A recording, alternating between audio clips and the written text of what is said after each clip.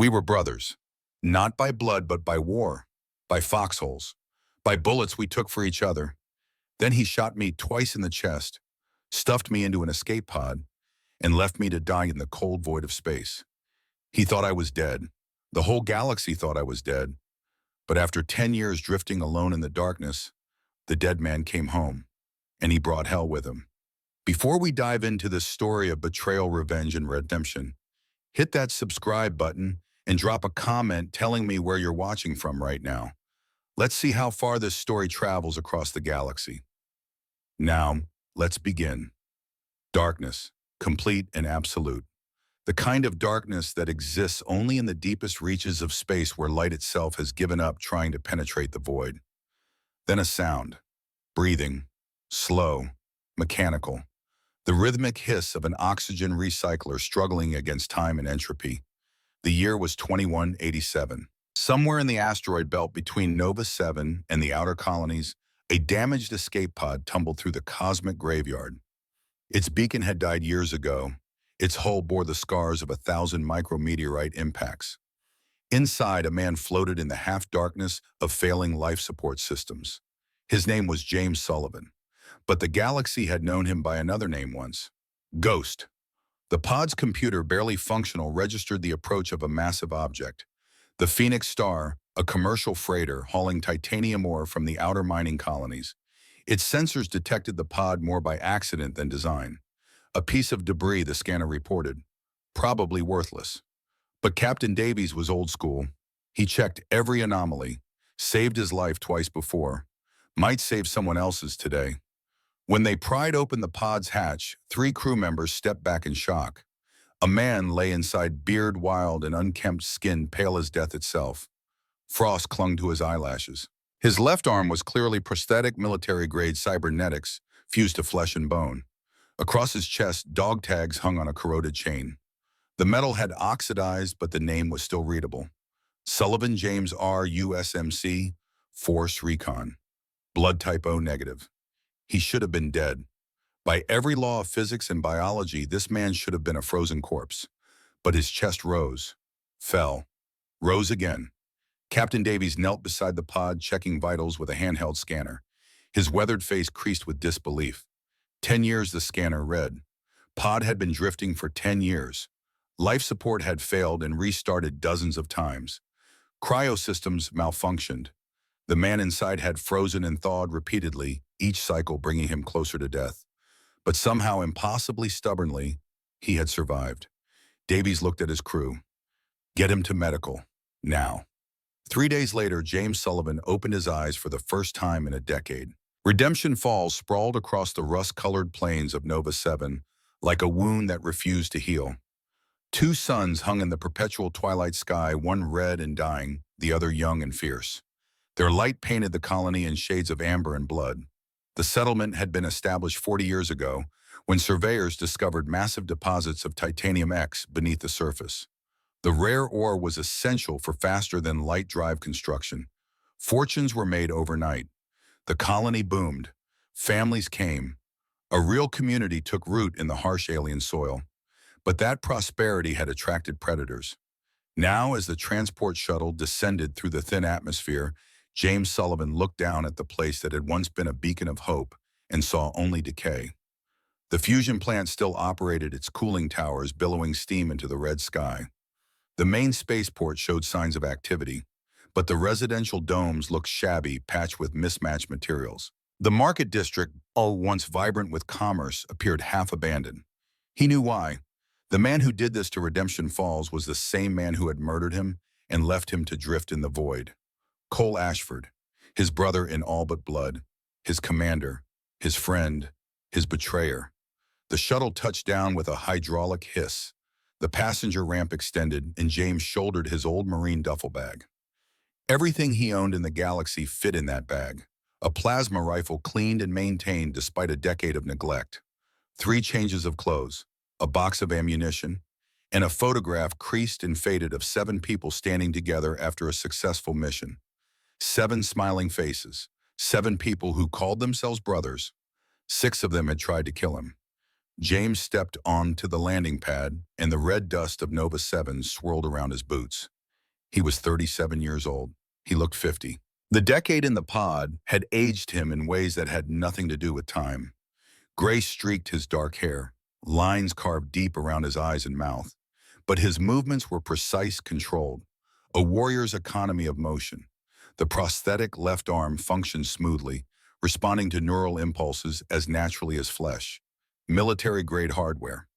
The Marines had given it to him after Titan campaign, when a plasma grenade had vaporized everything below his elbow.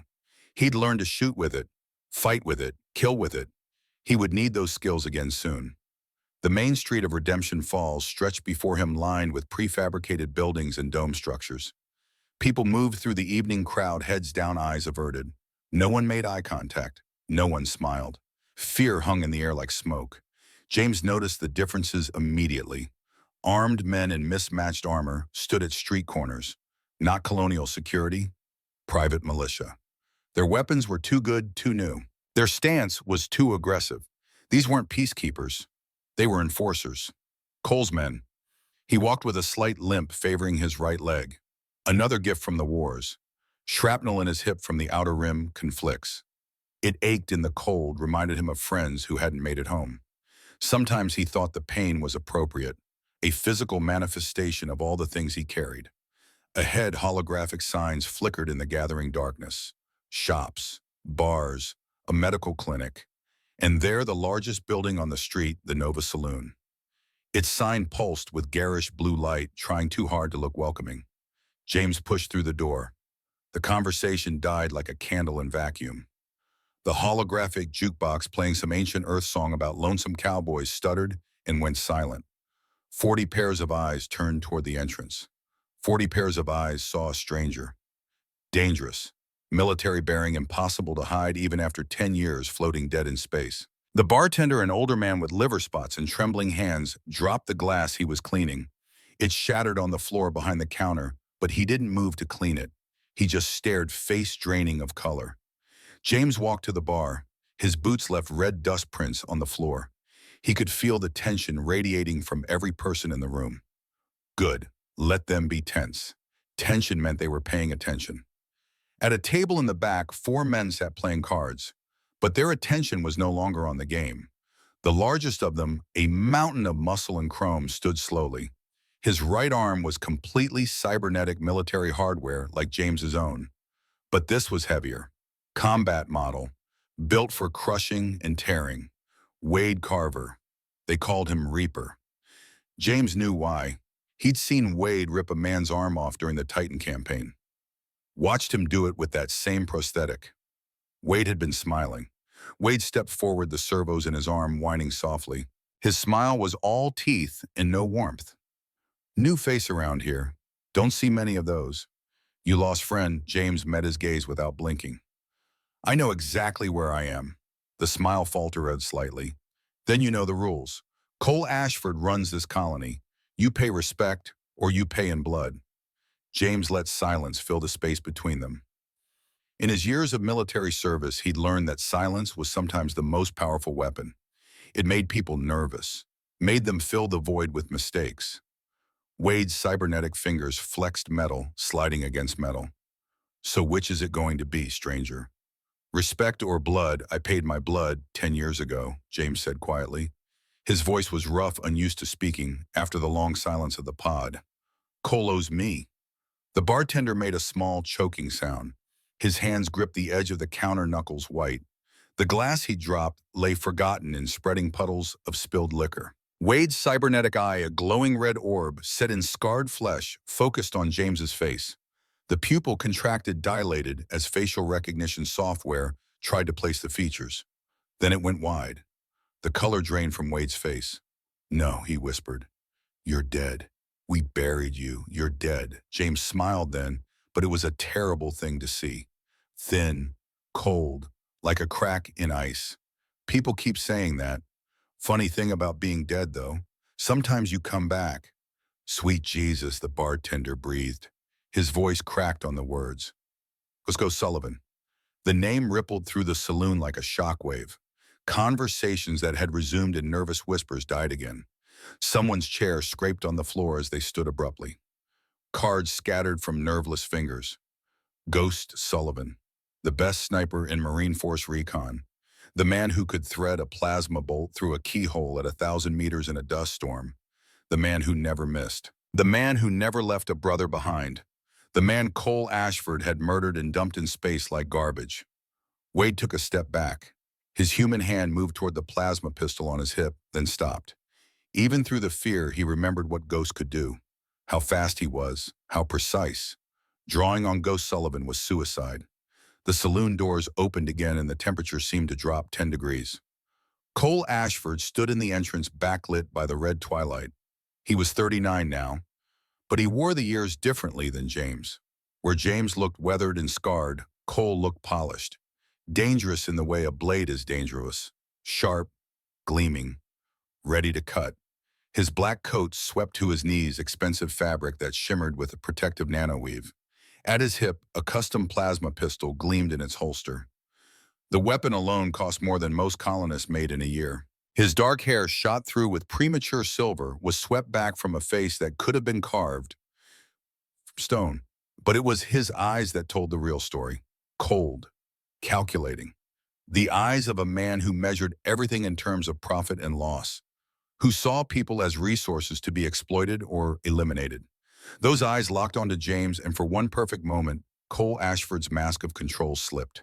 Fear flashed across his features. Raw, primal. The fear of a man seeing his greatest sin return from the grave. Ghost Sullivan, Cole said. His voice was smooth as oiled steel, but there was a tremor underneath. A hairline crack in the facade. We put you in the void 10 years ago. Watch the pod drift into the asteroid field. Watch the beacon die. James stood slowly, movements controlled and deliberate. The void spit me back, he said, like it does with all unfinished business. Cole's hand hovered near his weapon. The two men stood 15 meters apart, the saloon's patrons frozen between them like spectators at an execution. You should have stayed dead, Ghost. This colony is mine now. Built it from nothing. Made it profitable. You mean you stole it, James corrected quietly. Like you stole everything else. The gold, the titanium, the futures of everyone who lives here. Cole's jaw tightened, his fingers flexed once, twice.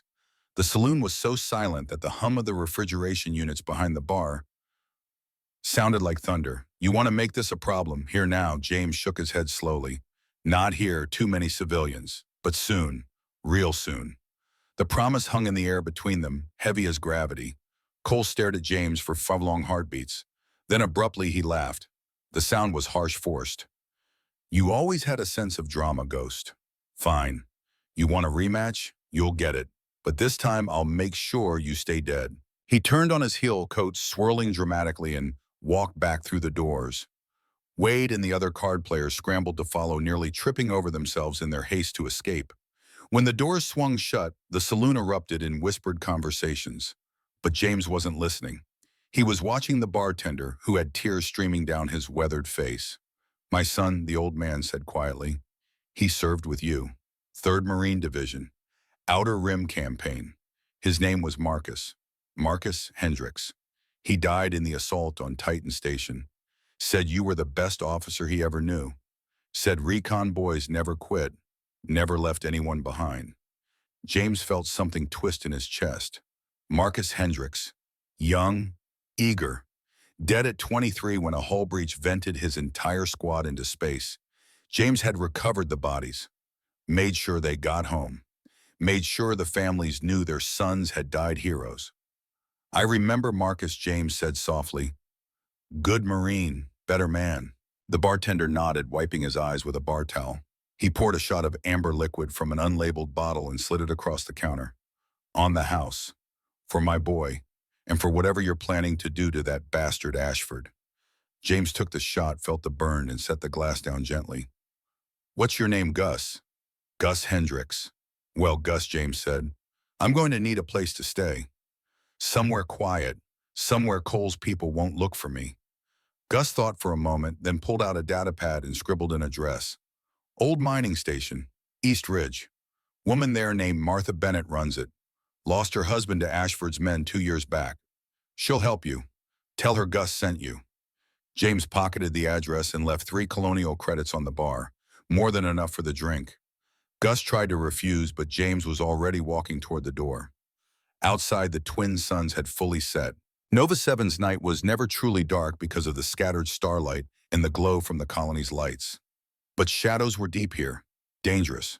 James walked through them like he belonged. The cemetery sat on a ridge overlooking Redemption Falls. Solar-powered LED crosses marked each grave their pale blue light, creating a constellation of the dead.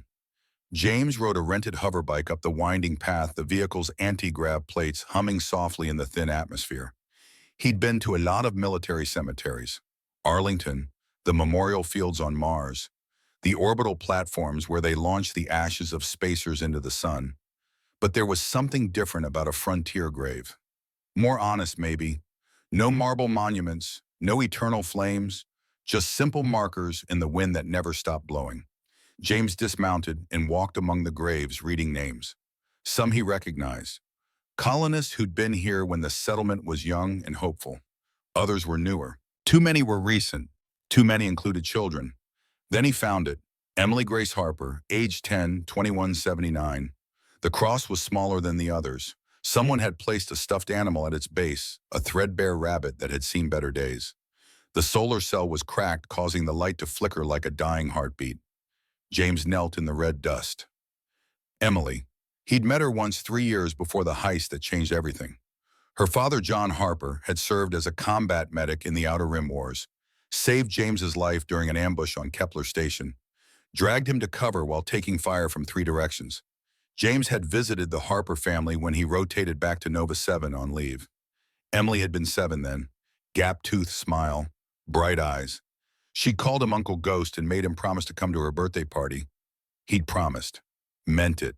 But then the heist happened, the betrayal, the pod, 10 years lost. And while he drifted in the void, Emily Harper had burned alive. Cole Ashford had ordered the fire, made an example of her family because her father spoke out against the protection taxes, against the extortion, against the tyranny. James reached out with his prosthetic hand and gently straightened the stuffed rabbit. The metal fingers capable of crushing steel moved with surprising delicacy. "You'll sleep easier soon, little one," he whispered. "I promise." He stood intending to leave when he saw it. Another grave, 50 meters away, isolated from the others. The cross was standard issue, no different from any other, but the name made his blood run cold. James Sullivan, KIA2 177, Semper Fidelis. Cole had erected a memorial, a marker for the man he murdered. Probably played the grieving commander. Probably gave a speech about sacrifice and brotherhood.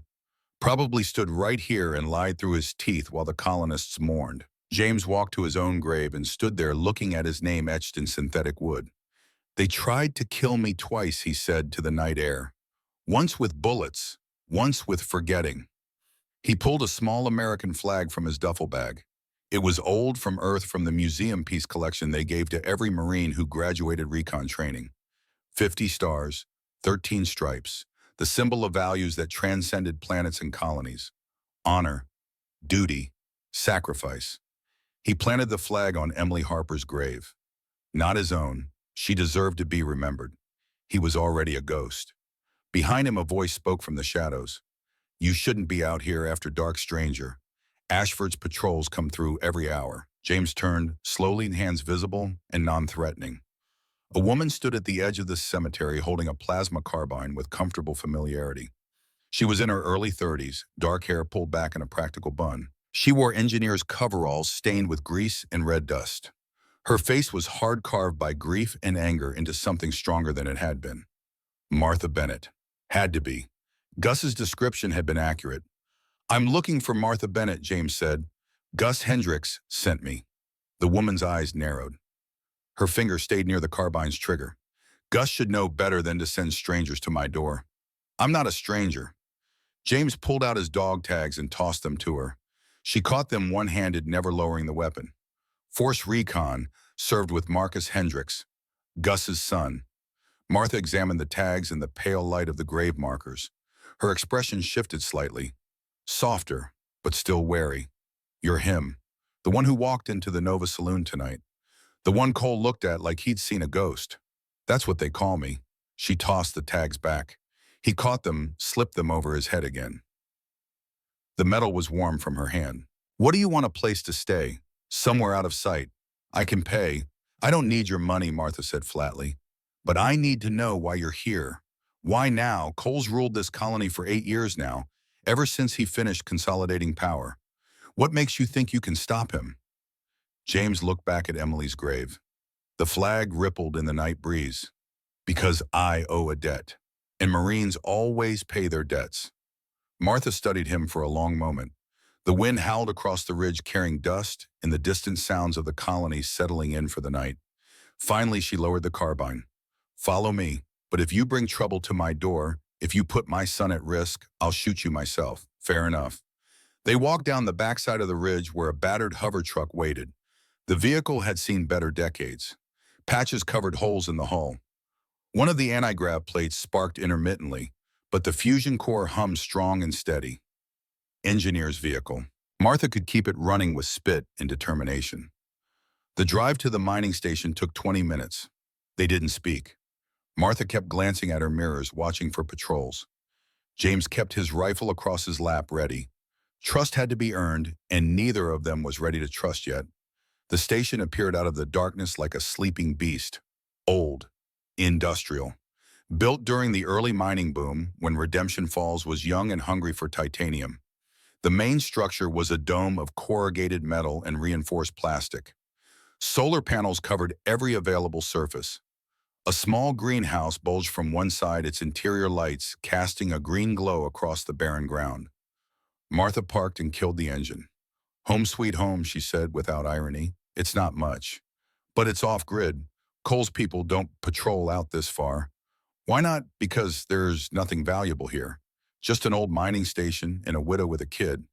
We're beneath his notice. James shouldered his duffel and followed her inside. The interior was surprisingly comfortable. Someone had worked hard to make this place livable. The main room served as kitchen, living area, and workshop. Tools hung on pegboards. A holographic display showed engineering schematics for what looked like fusion reactor components. Books, actual physical books, lined makeshift shelves. In the corner, a boy slept on a cot covered with a thermal blanket. My son, Martha said quietly. Tommy, he's 10, the same age Emily was.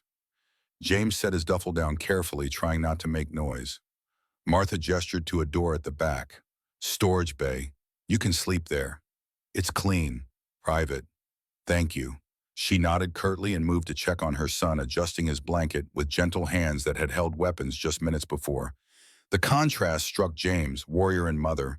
Both roles necessary, both worn with equal competence. He retreated to the storage bay and closed the door. The space was exactly as advertised. Clean, private, functional. Shelves lined the walls holding mining equipment and spare parts. A workbench occupied one corner. The floor was bare metal, swept clean of dust.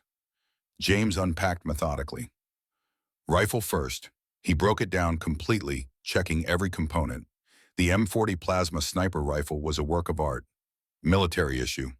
Modified with a custom scope and enhanced power cells. It had been with him through 3 campaigns. Saved his life more times than he could count. He cleaned it with practiced efficiency, muscle memory taking over. When it gleamed in the dim light, he reassembled it and set it within arm's reach. Then he pulled out the box of power cells, 6 of them, standard issue, each one capable of delivering a charged plasma bolt with enough force to punch through body armor at 1,000 meters. James had requisitioned them before the heist, back when he trusted his brothers, back when he thought they were family. He took out his combat knife and selected the first cell. The metal casing was soft enough to carve if you knew where to apply pressure. James knew. He'd done this before. In the early days of the Outer Rim Wars, Marines used to etch names on their bullets. The names of fallen brothers. A way to carry them into battle. A way to honor the dead. But James wasn't honoring the dead. He was marking the living. The first name took 5 minutes to carve. Wade. The letters were small, precise. When he finished, he set the cell aside and picked up the second. Frank. Then the third. Jesse. Fourth. Pike. Fifth. Mason. And finally, the sixth, Cole. 6 power cells, 6 names, 6 men who had betrayed their brother and left him to die in the cold dark. For every man I kill, James whispered to the empty room, I give one life back to Redemption Falls. The words felt like a vow, like something sacred and terrible. He lined up the power cells on the workbench, the names facing him. Then he loaded his rifle with the regular ammunition. The engraved cells he placed in a separate container. Those were for later, for when it mattered. Sleep didn't come easily that night. James lay on the floor of the storage bay, staring at the corrugated metal ceiling. His mind kept replaying the heist, the betrayal, the look on Cole's face as he pulled the trigger. They had been brothers once, not by blood, but by choice, by shared foxholes and desperate battles, by the bond that forms when men trust each other with their lives. Cole had broken that bond for money, for power, for the hollow promise of an empire built on fear. James closed his eyes and let the memories come. 10 years ago, the asteroid belt between Kepler Station and the shipping lanes. 7 men and 2 ships waiting in the dark. The plan was perfect. They'd been planning it for 6 months. Cole had the inside information. A colonial transport carrying 500 ingots of titanium X from the outer mines. Value 50 million colonial credits. Enough to set them up for life. Enough to disappear into the frontier colonies where no questions got asked. The crew was handpicked. Cole Ashford, former Marine commander, led the operation. James Sullivan provided overwatch and precision fire if needed. Wade Carver handled heavy weapons and intimidation. Frank and Jesse Dalton brothers, who could fly anything with engines, piloted the boarding craft. Pike Harrison, young and eager, managed communications. Mason Reed, the quiet one, handled electronic warfare and hacking. They were professionals. No civilian casualties, no unnecessary violence. Just a clean operation against a corporation that made billions off colonial labor while paying miners poverty wages. Robin Hood stuff, that's what Cole called it. James should have known better. The transport appeared on schedule, massive and slow. Its shields were commercial grade. Its security was minimal. 2 guards, both retired military, just collecting paychecks. They surrendered immediately when the boarding craft locked on. Smart men, 12 minutes. That's how long it took to transfer the ingots to their ships. 12 minutes of perfect execution. No shots fired, no one hurt, just like Cole promised. They rendezvoused at an abandoned mining facility deep in the asteroid field. The kind of place that didn't appear on any charts. The kind of place you could hide for weeks while the heat died down. James took first watch while the others celebrated. He sat in the observation dome, rifle across his lap, watching the asteroids tumble past in their eternal dance. He was thinking about what to do with his share. 7 million credits. Enough to buy a small homestead on a frontier world. Enough to finally stop fighting, stop running, build something permanent. Maybe find a woman, have kids, teach them to shoot straight and stand up for what's right. He was smiling at the thought when he heard the ships powering up. James ran to the landing bay, confusion turning to alarm. Through the viewport, he saw his brothers loading the ingots onto the 2 ships. All of them. Every single bar of titanium. Wade operated the cargo crane. Frank and Jesse prepped the engines. Mason was wiping security footage. Cole supervised it all with calm efficiency. What's happening? James called out. Where are we going? Cole turned slowly. His face was calm, almost apologetic, but his hand was already on his plasma pistol. We aren't going anywhere, he said. You are. James's combat instincts kicked in. His hand moved toward his sidearm, but Wade was faster. The big man's cybernetic arm grabbed James's wrist and squeezed. Bones creaked. The pistol fell from numb fingers. Cole, what are you doing? This is insane, is it? Cole drew his weapon and aimed it at James's chest. I did the math. Ghost, 7 million each. That's comfortable. But 50 million, that's power. That's an empire. And I can't build an empire if I have to split it 6 ways. Frank Dalton stepped forward, hands raised. Cole, he's one of us. He's a brother. We can't just... What Cole's voice was ice. Can't do what's necessary. I learned something in the Corps, Frank. Sentiment gets you killed. Only the strong survive. He pulled the trigger. The first plasma bolt hit James in the shoulder. White-hot agony. The impact spun him around, slammed him against the bulkhead. The prosthetic arm sparked and went dead, his vision grayed at the edges. The second bolt hit his side, punctured his lung. He went down hard, gasping, drowning in his own blood. Through the haze of pain, he saw Cole's face, emotionless, clinical, like he was putting down a wounded animal. "You were the best sniper I ever saw," Cole said conversationally. "That's why you're the most dangerous. Can't have you hunting us later." He dragged James to the airlock. Wade helped the cybernetic arm, lifting James like he weighed nothing. They stuffed him into an escape pod designed for short-term emergencies, not long-term survival. Cole programmed the pod's trajectory deep into the asteroid field, away from shipping lanes, away from rescue. "You'll be dead in a week," he said. "2 if you're unlucky. The pod's life support will fail. You'll freeze or suffocate. Either way, you'll die knowing you trusted the wrong people." He sealed the hatch. James watched through the small viewport as Cole hit the eject button. The pod shot out of the mining facility like a bullet, tumbling, spinning, systems already failing. The last thing he saw was Cole's face in the facility's window, watching, making sure. Then the facility's engines fired and his brothers vanished into the dark, taking their blood money with them. James floated in the pod, bleeding out, lung collapsed, shoulder destroyed. The pain was immense, but worse than the pain was the betrayal. The shattering of everything he'd believed about brotherhood, about loyalty, about family. He should have died in that first week, but the cryo system malfunctioned. Instead of providing stable hibernation, it cycled on and off randomly. James froze, thawed, froze again. His metabolism slowed to almost nothing. His brain entered a state between life and death, conscious, unconscious, somewhere in between. Time stopped meaning anything. He dreamed, nightmares of betrayal, of Cole's cold eyes, of the credits he'd counted while James bled. He hallucinated, saw Emily Harper burning, saw Marcus Hendricks drifting in space, frozen and dead, saw his own grave freshly dug.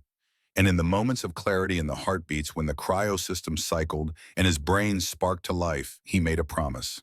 "If I survive this, if by some miracle I live, the bleeding stops.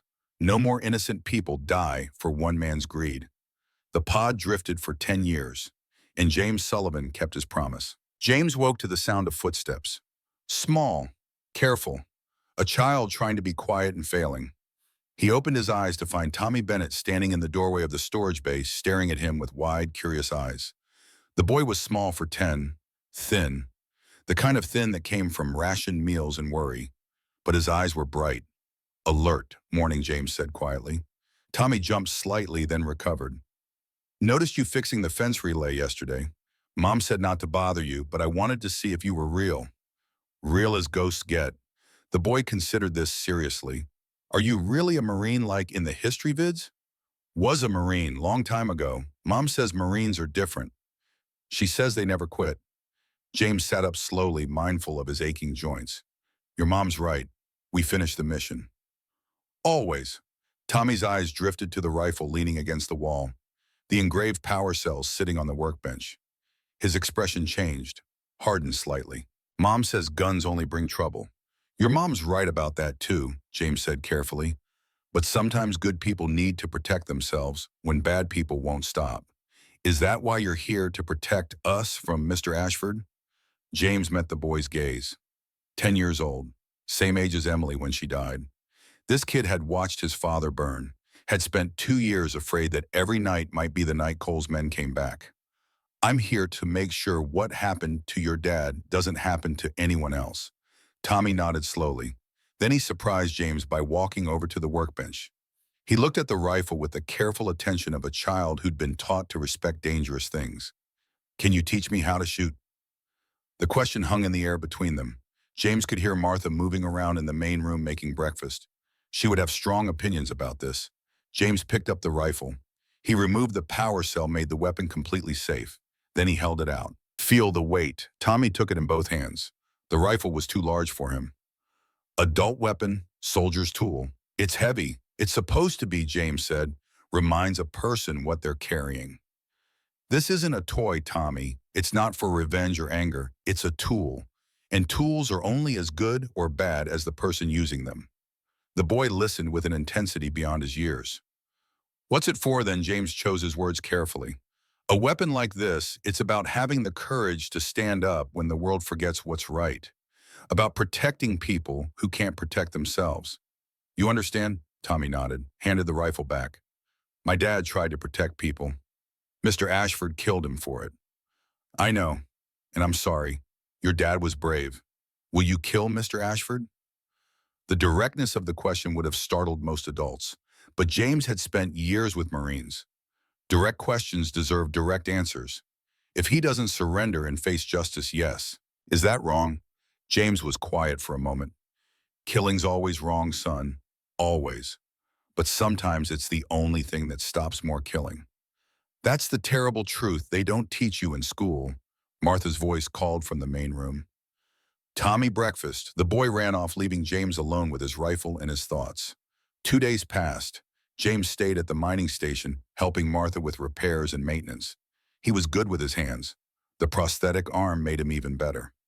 He could hold components that would burn flesh while Martha welded, could apply crushing force to stuck bolts, could work for hours without fatigue. They fell into an easy rhythm. She taught him about the fusion reactor's quirks. He taught her about maintaining plasma weapons. They didn't talk about coal, didn't need to. The plan was forming on its own. On the third morning, Mason Reed's message arrived. It came on an encrypted frequency that James's old military comm unit could still receive. Text only, short, Canyon Patrol. Wade, tomorrow 900, usual route, alone. James read it 3 times. Could be a trap. Probably was a trap, but it didn't matter. Wade had to be first, the biggest, the most dangerous. Take him out and the others would know fear. He spent the afternoon preparing. Cleaned his rifle again, checked the scope calibration, calculated wind patterns in the canyon, studied old survey maps of the mining tunnels. Martha watched him work. You're going after one of them. Wade Carver, the big one with the cybernetic arm. When tomorrow morning. She was quiet for a moment. You need help, I can shoot. James shook his head. This is my responsibility. Mine alone. You stay here. Keep Tommy safe. If I don't come back by noon, take him and leave the planet. Use the credits in my duffel. It's enough to get you to the inner colonies. And if you do come back, then we keep going, one by one, until it's finished. That night, James didn't sleep. He sat in the storage bay thinking about Wade, about the man he'd been, before the wars, before the killing. Wade had been a farmer's son from Kansas, joined the Marines to escape poverty, found he had a talent for violence. The Corps shaped that talent into something useful, something controlled. But after discharge, that control had slipped. Wade had become everything the Marines tried to prevent. A bully, a killer who enjoyed the work. He'd laughed about Emily Harper burning. James had heard the recording. Mason had sent it. Wade's voice casual and cruel, describing how the little girl had screamed. For that alone, Wade Carver had to die. James left before dawn, took his rifle, took the engraved power cell marked with Wade's name, left a note for Martha. Simple, professional, gone hunting, back by noon, ghost. The canyon was called Crimson Cut because of the red mineral deposits in the rock walls. It ran for 3 kilometers through the ridge between the mining station and Redemption Falls. The patrol route was predictable. Wade rode it every 3rd day, checking the relay stations that kept communications running between the colony and the outlying settlements. Predictable meant killable. James climbed to his position 2 hours before Wade was due. The ledge was perfect, 800 meters from the canyon floor, clear line of sight, natural camouflage from the rock formations. He set up the rifle with practiced precision, adjusted for the planet's .9 gravity, calculated the wind using dust patterns, checked the power cell one last time. Wade's name gleamed in the early morning light. Then he waited. Marines are good at waiting. It's part of the training. Learn to be still, learn to breathe shallow, learn to become part of the landscape. James had waited in hides for days during the Outer Rim Wars, waiting for the perfect shot, the perfect moment. This was easier. Wade would be here. Wade was always on time. At 08:53, James heard the whine of a hoverbike engine. He pressed his eye to the scope. The bike appeared around the bend, riding low over the canyon floor. And there, riding it, with casual arrogance, was Wade Carver. The big man looked relaxed, comfortable. He was talking to himself, calm unit active. James's rifle could pick up electromagnetic transmissions. He tuned in. Patrol route clear, Wade was saying. No movement. Though I swear I saw something on the ridge yesterday, probably just rocks. Or maybe that ghost bastard trying to spook us. Another voice tinny through the connection. Pike Harrison, keep your eyes open. Cole's paranoid. Thinks Ghost is going to pick us off one by one. Wade laughed.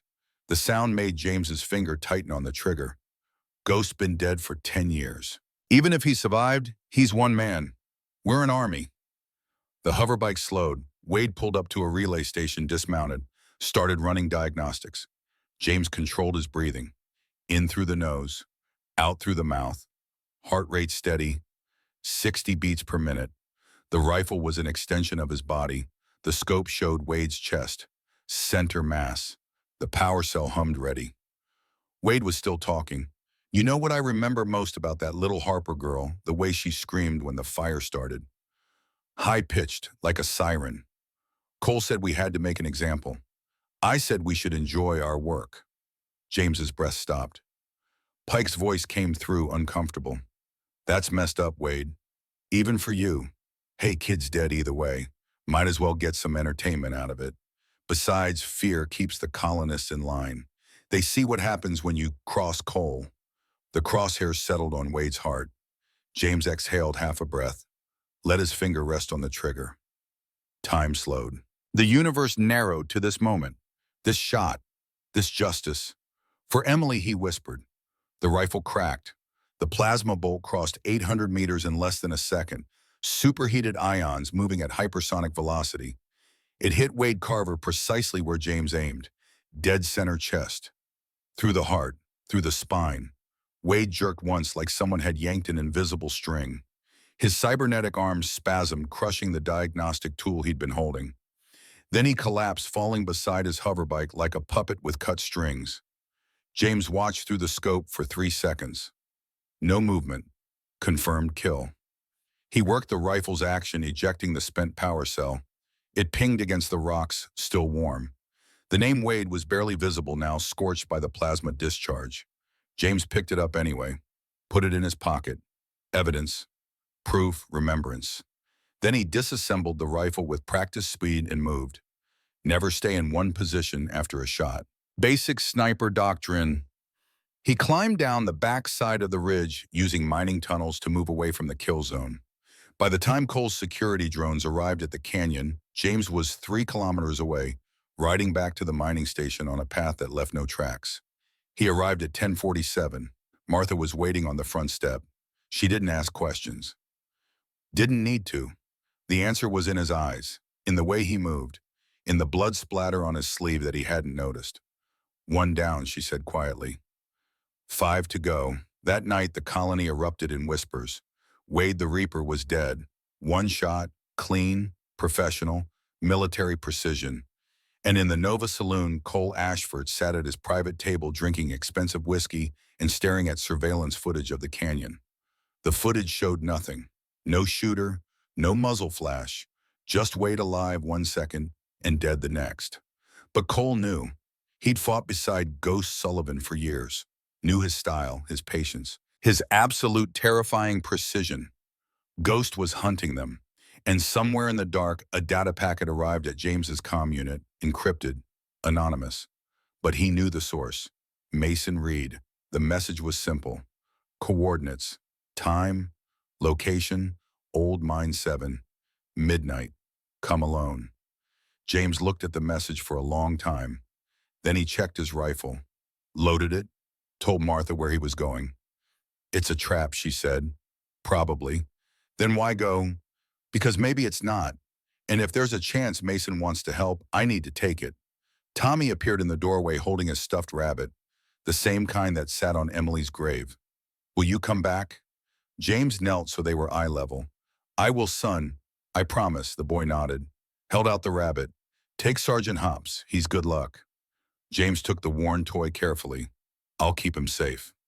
At 23:30, James Sullivan rode into the night, heading toward Old Mine 7. Behind him, Martha and Tommy watched from the window. In the colony, Cole's men armed themselves and prepared for war. And in the void between the stars where James had drifted for 10 years, the cold dark waited patiently. Because ghosts never truly die. They just wait for the right moment to return. Old Mine 7 sat in a crater 5 kilometers from the colony center. Once it had been productive, rich veins of titanium running deep into Nova 7's crust. But the ore played out 15 years ago, and the mining corporation abandoned it like they abandoned everything that stopped making money. Now it was just rusted equipment and shadows. James approached on foot, leaving the hoverbike 2 kilometers back. The rabbit Tommy had given him was tucked securely in his jacket pocket. Good luck, the boy had said. James hoped luck was something that still existed in this universe. He'd been running on skill and anger for so long that he'd forgotten what fortune felt like. The mine entrance yawned like a mouth in the crater wall. Darkness inside. Perfect place for an ambush. James moved through the outer structures, first clearing each building with tactical precision. Empty, all of them. Whoever was here wanted to talk, not fight, or they were very good at hiding. He entered the main tunnel, rifle ready. The air smelled of rust and old machinery. Water dripped somewhere in the darkness.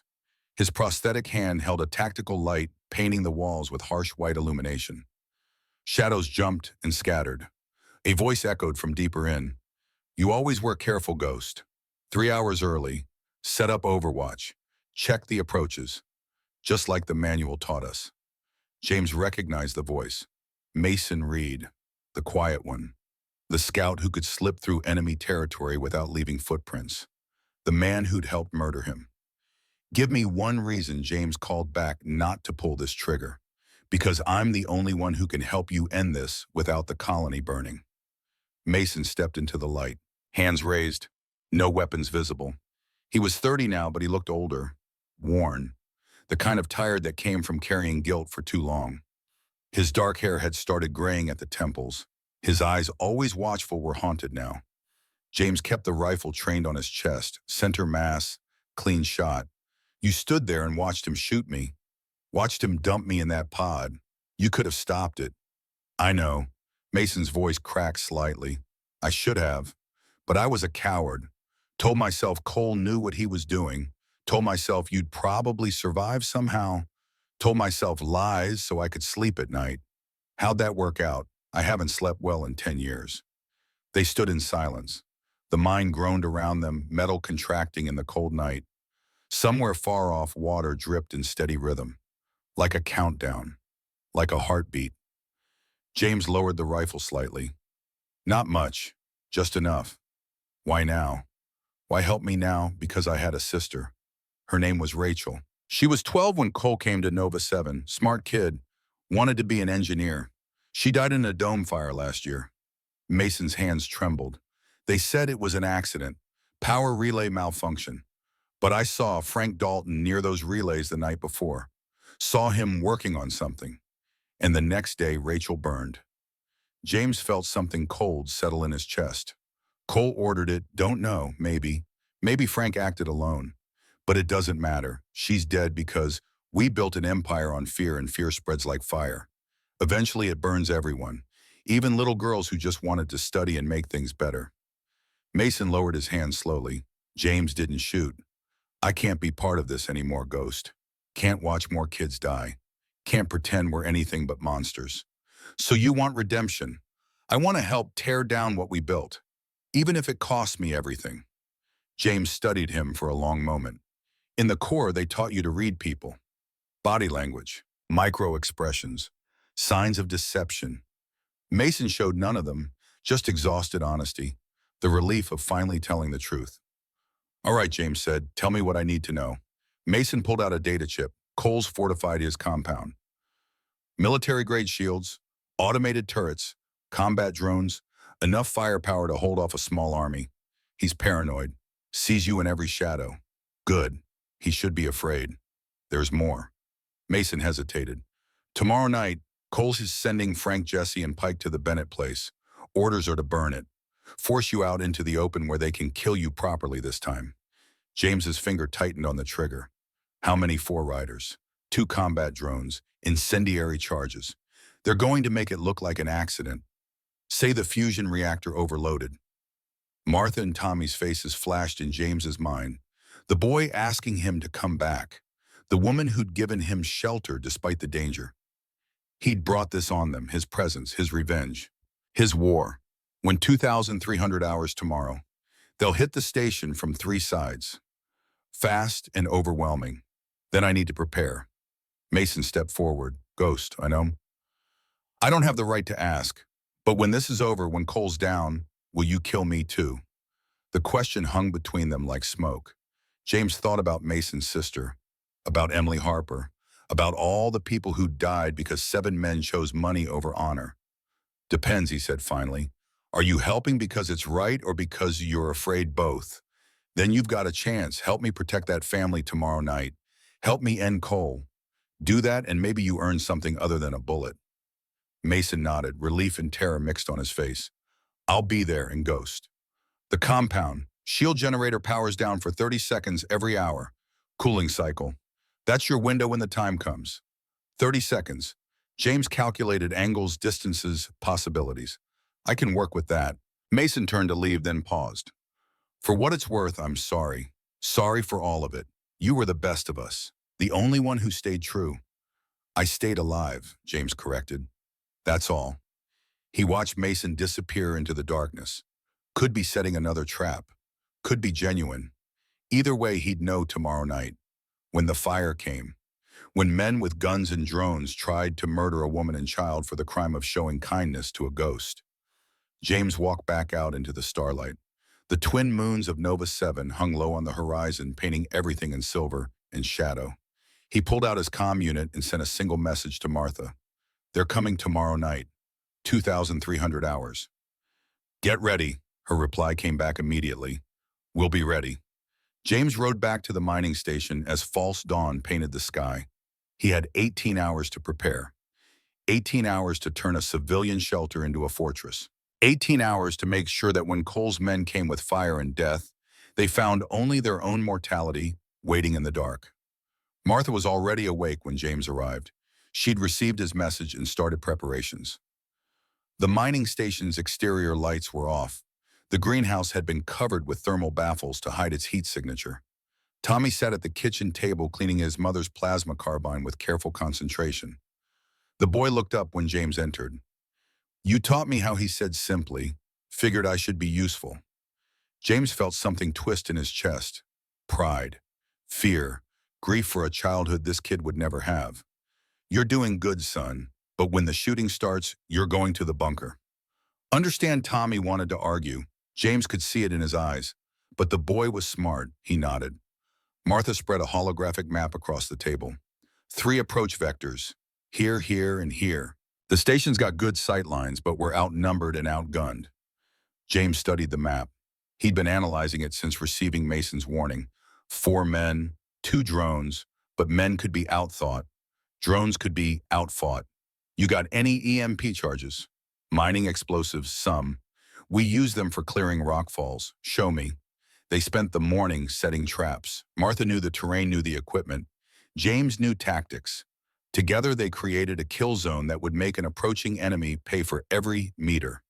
EMP mines at the northern approach, hidden under red dust triggered by proximity sensors. The southern route got seeded with fragmentation charges. Mason had been right about one thing. They were outnumbered. But being outnumbered meant nothing if you controlled the battlefield. The eastern approach, the one closest to the reactor, they left open deliberately. A channel, a funnel. Force the enemy to come where you wanted them. Then hammer them with superior position. Martha worked with fierce concentration. Her engineer's mind adapted the defensive plans, improved them. Here she said, pointing to a relay tower. We can rig this to overload, creates an electromagnetic pulse. Won't stop them, but it'll blind their sensors for crucial seconds. Good. Do it. By mid-afternoon, the station was a trap waiting to spring. James stood on the roof surveying their work. An old military saying came to mind. Amateurs talk strategy, professionals talk logistics. He'd made sure the logistics were perfect. Now he just had to survive the strategy. Martha joined him on the roof. Tommy's in the bunker, sealed, safe. Won't open except to your voice or mine. Good. She was quiet for a moment. Then, James, if this goes wrong, if they get through, I want you to know something. Thank you for giving us a chance, for reminding us that not all men are like Cole. We're not done yet. Don't thank me until we see sunrise. They descended as the red sun began its long slide toward the horizon. The second sun had already set, leaving the world painted in crimson and shadow. 4 hours until 2300. 4 hours until hell came calling. James cleaned his rifle for the third time, checked the power cells, the regular ammunition and the engraved ones. He'd need standard cells tonight, save the marked ones for the men they were meant for. Frank and Jesse Dalton would die tonight, but they'd die quickly, efficiently, not with ceremony. Martha cooked dinner, simple food, protein bars and synthesized vegetables, but she insisted they eat. Can't fight on empty, she said. Daniel taught me that. He was in the Colonial Guard before we met. James ate mechanically. Food was fuel, nothing more. But he appreciated the gesture, the normalcy of sitting at a table, of pretending for a moment that this was just another evening. Tommy came up from the bunker for the meal. The boy was scared, trying to hide it, failing. James saw his own young self in those eyes. The fear before first combat, the knowledge that tonight everything changes. After dinner, James pulled the boy aside. Listen to me carefully. When the shooting starts, you stay in that bunker. No matter what you hear, no matter what happens, you stay sealed until morning. Understand? What if you die, then your mother will come for you? What if she dies too? The question was brutally practical. James appreciated that. Better to face fear directly than let it fester. If we both die, you wait until dawn. Then you open the bunker, take the hover bike, and ride to the Nova Saloon. Find Gus. He'll get you off planet. There's enough credits in my duffel to set you up somewhere safe. Tommy's eyes filled with tears. He fought them back. I don't want you to die. James knelt, putting them at eye level. Nobody wants to die, son, but sometimes standing up for what's right means risking everything. Your dad knew that. He stood up to Cole, paid with his life. But he died knowing he tried to make things better. That matters. Will you stop them? I'm going to try. Tommy hugged him suddenly. Fierce, desperate, James stiffened, then slowly returned the embrace. How long had it been since someone hugged him? Since anyone showed him affection that wasn't transactional? 10 years in a pod, years before that of military service. He'd forgotten what human warmth felt like. Come back, Tommy whispered. I will. It was a promise he might not be able to keep, but it was a promise worth making. At 22:45 hours, James's motion sensors picked up movement. 4 signatures coming fast from the west. 2 larger returns, combat drones. Right on schedule. Martha took position at the eastern firing point, carbine ready. James moved to the roof sniper rifle, tracking the approaching targets through thermal imaging. The night was cold, which made heat signatures stand out like stars. The attackers split into 3 groups: professional, tactical, Frank Dalton leading one team toward the north, Jesse taking the south, Pike Harrison and a hired gun approaching from the west, drones hovering above them. James activated his comm. Martha, they're splitting up. North and south are distractions. Main assault comes from west. Copy, I've got the reactor approach covered. The northern team hit first. Frank's voice carried across the empty ground, amplified by speakers. Bennett, we know ghosts in there. Send him out. Nobody gets hurt. James didn't respond. Words were wasted breath. Frank waited 10 seconds. Then he activated the incendiary charges they'd brought. 3 of them tossed toward the station's northern wall. They sailed through the air, tiny comets of destruction, and hit the EMP mine. The electromagnetic pulse erupted in a sphere of invisible energy.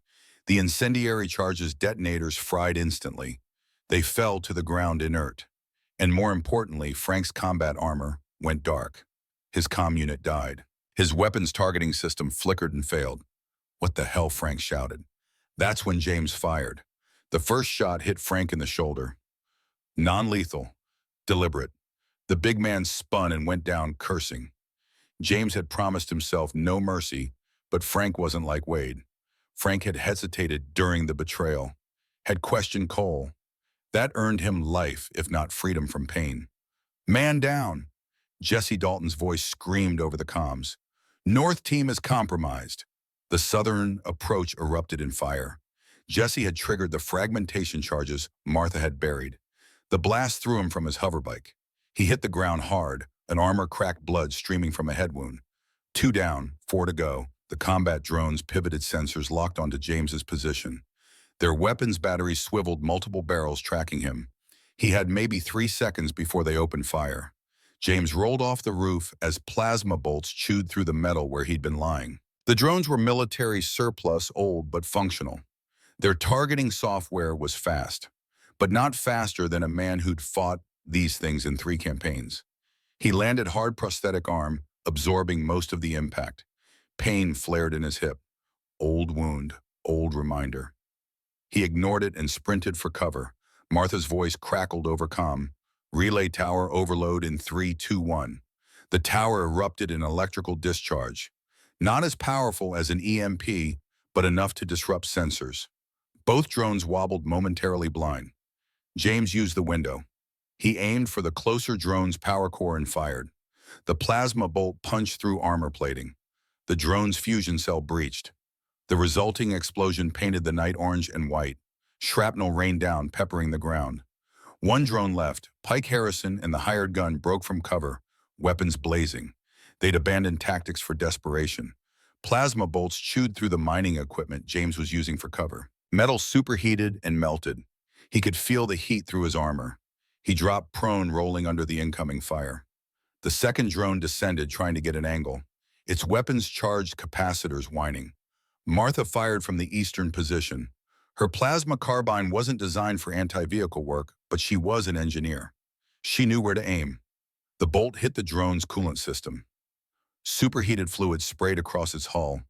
The drone jerked, flew erratically, then crashed into the ground with a bone-jarring impact. James was already moving. He flanked left, using the chaos and darkness.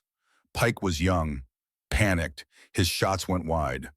The hired gun had more experience, but experience meant caution. He was looking for threats, not attacking. James dropped him with a center mass shot. The man went down without a sound. 1 job, 1 paycheck, 1 death. James felt nothing. Pike saw his partner fall and broke. He ran for his hoverbike, firing blindly over his shoulder. Terror drove him, survival instinct, the same instinct that made rabbits flee from wolves. James tracked him through the scope. Easy shot, running target at 200 meters. He'd made harder shots while exhausted and under fire. But something made him hesitate. Pike had a daughter. Mason had mentioned it. A little girl waiting for her father to come home. James adjusted his aim. Shot the hoverbike's power plant.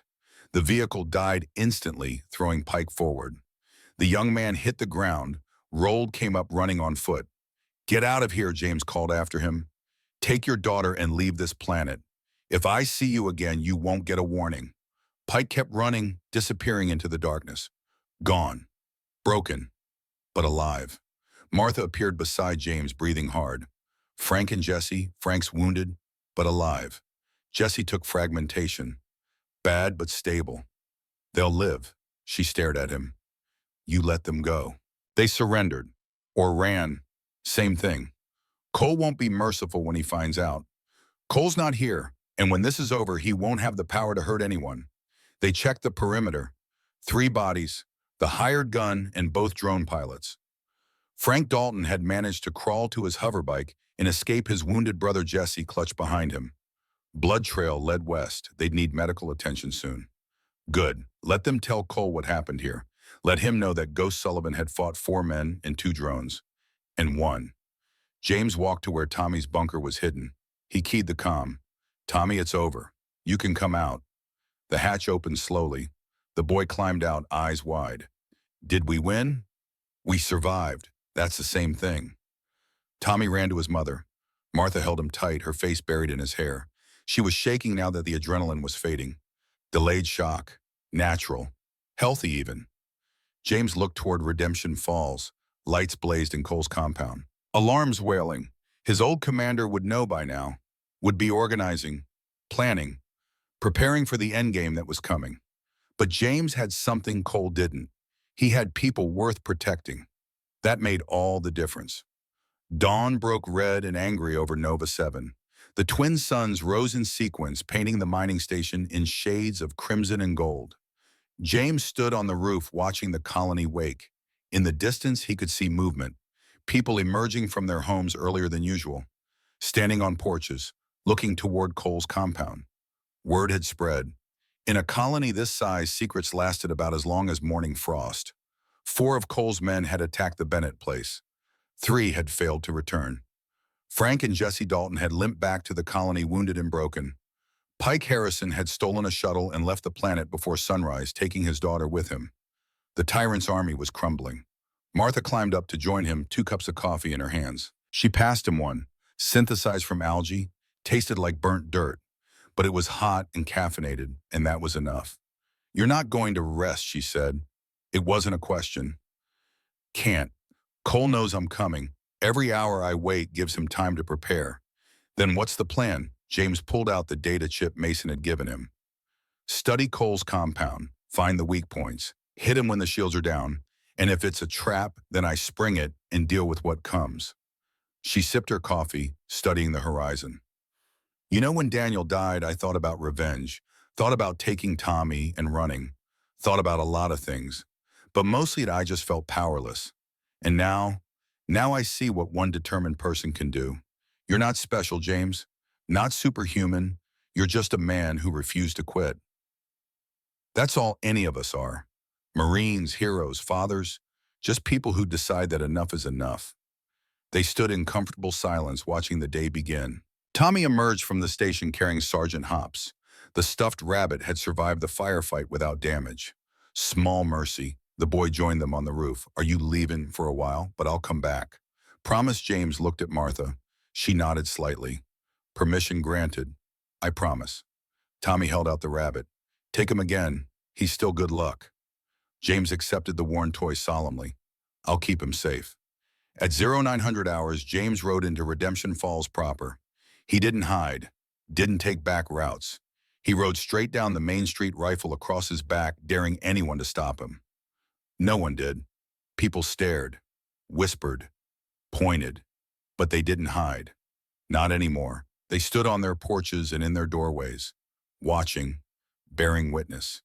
The air felt different, charged, like the moment before a thunderstorm, when the pressure drops and the wind picks up and you know something massive is about to break loose.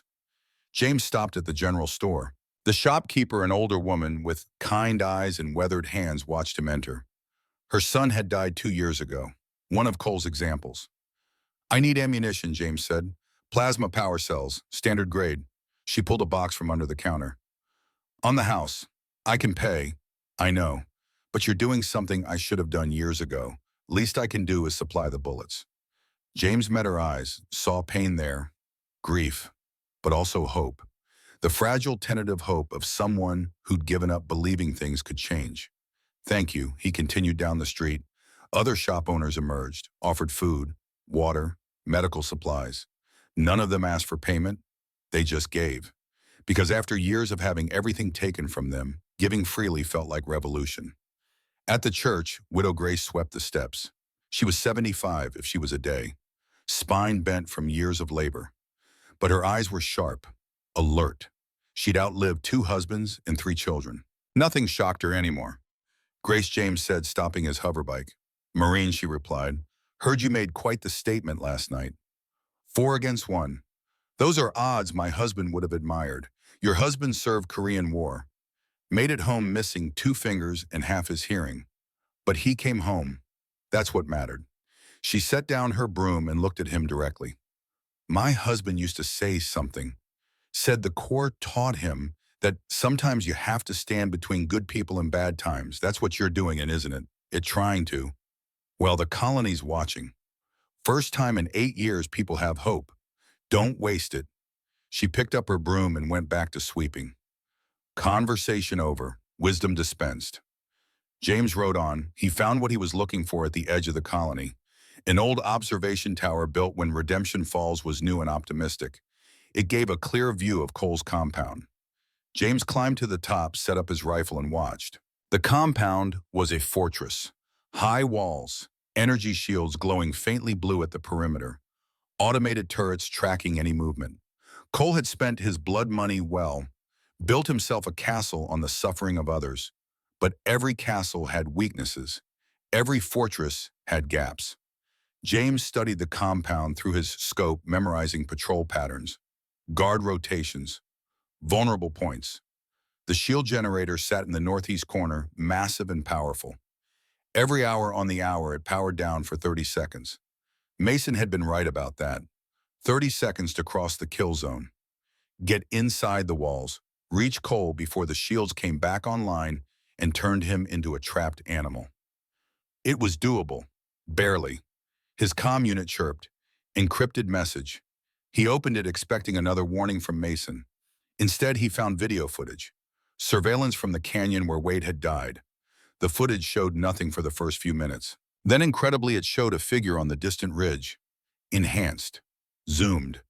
The resolution was terrible, but the shape was unmistakable. A sniper. Military posture. Professional setup. The message that followed was brief. From Mason. Cole's seen this, knows it's you. He's preparing final defense. Going all in. Tomorrow night, he's gathering what's left of his forces, loading the gold onto shuttles, planning to abandon the colony and regroup elsewhere.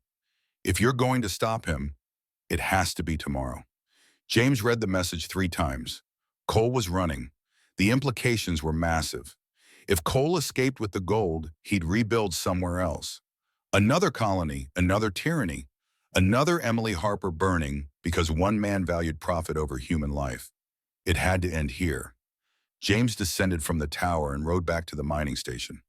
Martha was teaching Tommy basic engineering, showing him how to repair a damaged power relay. The boy's hands were small but steady. Learning. Growing. Tomorrow night, James said. Cole's making his move. I have to go in. Martha set down her tools. What do you need time to study the compound layout? Then I need you and Tommy somewhere safe. Far from the colony center. We're not running. You're not running. You're being smart. If this goes wrong, if I fail, someone needs to survive to tell the story, to make sure people know what happened here. She wanted to argue. He could see it, but she was also practical. An engineer. She understood redundancy. Backup plans. She nodded slowly. That night, James sat in the storage bay studying the data Mason had sent. Compound blueprints, guard schedules, weapon placements. It was detailed. Almost too detailed. The paranoid part of his mind whispered trap. The realistic part knew it didn't matter. He was going in regardless. At midnight, another message arrived. This one was audio only. Mason's voice strained and urgent. Ghost, they know. Cole found out I've been helping you. I'm compromised. He's calling me to the compound tomorrow morning. I'm not stupid. I know what that means. There was a pause. The sound of breathing. Scared but steady. I'm going anyway. Going to confess. Tell him everything. Maybe I can buy you time. Give you an opening. I don't know, but I can't run anymore. Can't hide from what I did. Another pause longer this time. My sister Rachel, she wanted to be an engineer. Wanted to build things that help people. I let her die because I was too cowardly to stand up. But maybe I can make it mean something. Maybe I can save a few more people before the end. The audio crackled. Semper Fi Ghost. Finish the mission. The message ended. James sat in the darkness holding the comm unit. Mason Reed, traitor, accomplice, murderer. But also in the end, something else. Someone trying to earn redemption even when redemption seemed impossible. He thought about the engraved power cell with Mason's name. It sat in the container with the others. 6 cells, 6 names, 5 men still alive. But one of them had just changed sides. James pulled out the cell marked Mason. He held it up to the light. The name glowed faintly. Then he set it aside, separate from the others. Mason Reed had earned something after all. Not forgiveness, not absolution, but acknowledgement. He'd chosen right at the end. That had to count for something.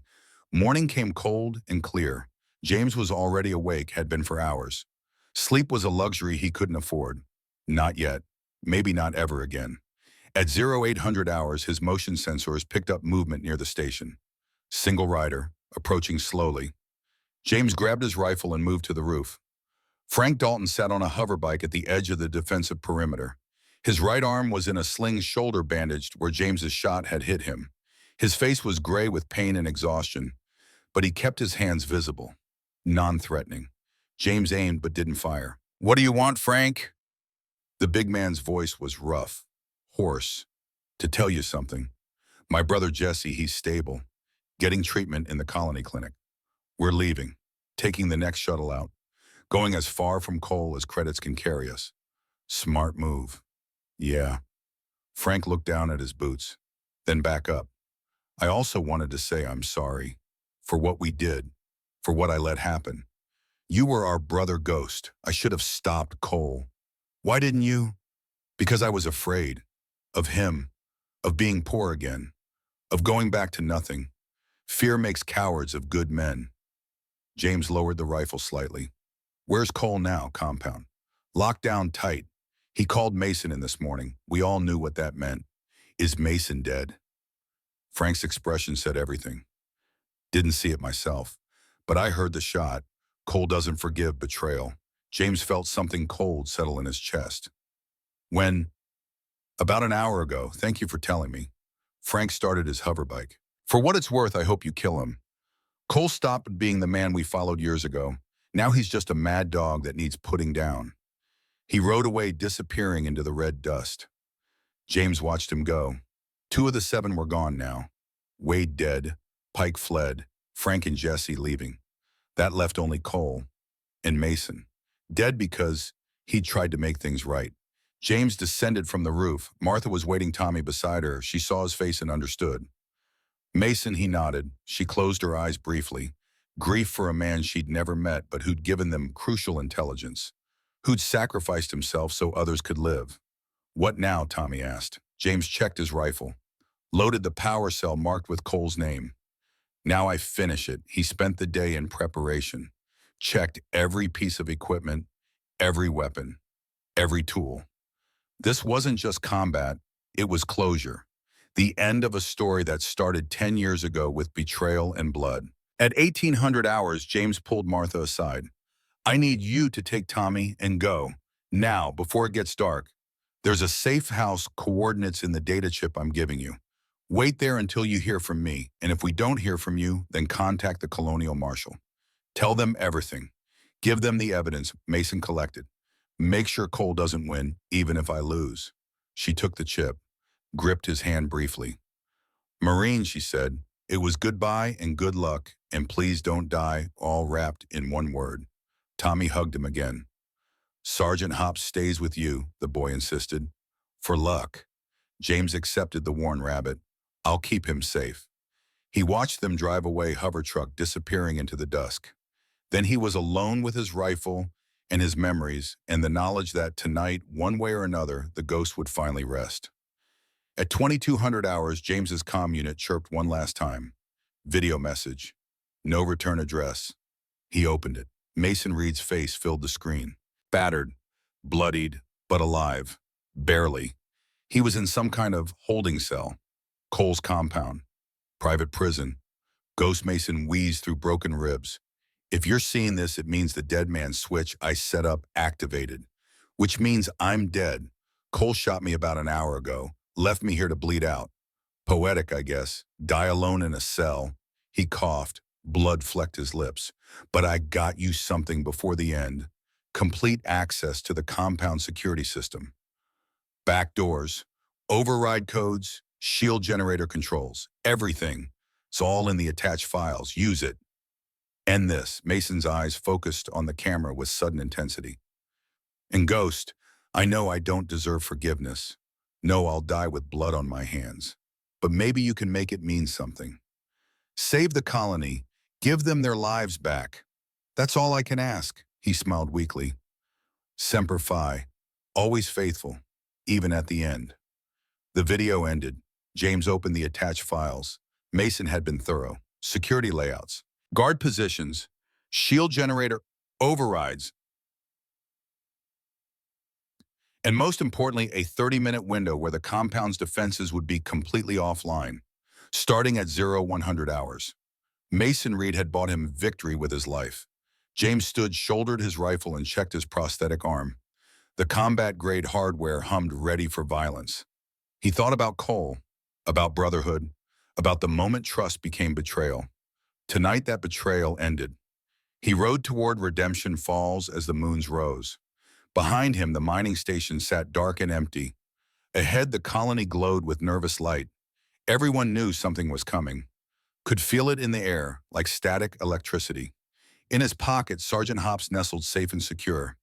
Good luck from a boy who'd seen too much death, who deserved to grow up in a world where men like Cole Ashford couldn't burn families alive. James reached the colony at 23:30. He didn't hide. Rode straight to the church. Widow Grace was waiting on the steps as if she knew he'd come. "Is it time?" she asked. "Yes, ma'am." She reached into her apron and pulled out something small. A medal. Bronze star. Her husband's from Korea. She pressed it into his hand. "He'd want you to have this. For courage." James closed his fingers around the medal, felt the weight of history, of sacrifice, of men who stood between good people and bad times. "Thank you." He rode to the observation tower, climbed to the top. At 100, the compound's shields flickered, then died. Mason's gift, Mason's sacrifice, Mason's redemption. James descended from the tower and walked toward Cole's compound. The final confrontation was coming. The last ghost was about to collect the debt owed in blood and betrayal. The night held its breath, and somewhere in the void between stars, Mason Reed's ghost smiled. Because Marines never quit. Even in death, they finished the mission. The compound's shields died at precisely 0100 hours. One moment, the faint blue shimmer protected Cole Ashford's fortress. The next, only darkness and opportunity. James moved through the gap before the security system could register the anomaly. Mason's codes had given him a 30-minute window. 29 minutes now. He'd need less than 10. The outer wall was reinforced plasteel 3 meters high. Child's play for a Marine with combat-grade cybernetics. James planted his prosthetic hand against the surface and hauled himself up in one smooth motion. His biological arm protested old injuries flaring, but pain was just information. He cataloged it and moved on. 2 guards patrolled the eastern perimeter, young, bored, talking about a card game instead of watching their sectors. James dropped between them, silent as falling dust. A strike to the first guard's temple with a prosthetic hand. Precise, controlled. The man crumpled without a sound. The second guard turned, mouth opening to shout. James caught him with a chokehold. 3 seconds. Unconscious but breathing. He zip-tied both men and dragged them behind a storage container. They'd wake with headaches and questions. But they'd wake. These weren't Wade or Cole, just hired security trying to make a living. No reason to kill them. The compound interior was everything the colony wasn't. Clean corridors, climate-controlled, real wood paneling imported from Earth at enormous expense. Art on the walls, sculptures, the trappings of wealth built on suffering. James moved through it like smoke. The security layout Mason had provided was perfect. Every camera blind spot, every patrol route, every locked door with its override code. 23 minutes remaining. The armory was on the second level. James passed it without stopping. Weapons meant nothing if you didn't have the will to use them. And Cole had always lacked one thing, the willingness to sacrifice for others. That weakness would kill him. The command center sat empty. Automated systems running on skeleton programming. James accessed the main terminal using Mason's codes. Files downloaded to his data chip in seconds. Manifest records, financial transactions, communications logs, everything that proved Cole's crimes. But one file made James stop. Personal correspondence, encrypted, marked priority alpha. He decrypted it with Mason's final gift. The message was between Cole and a corporate entity called Frontier Holdings. The content made his blood run cold. Purchase agreement, Redemption Falls Colony.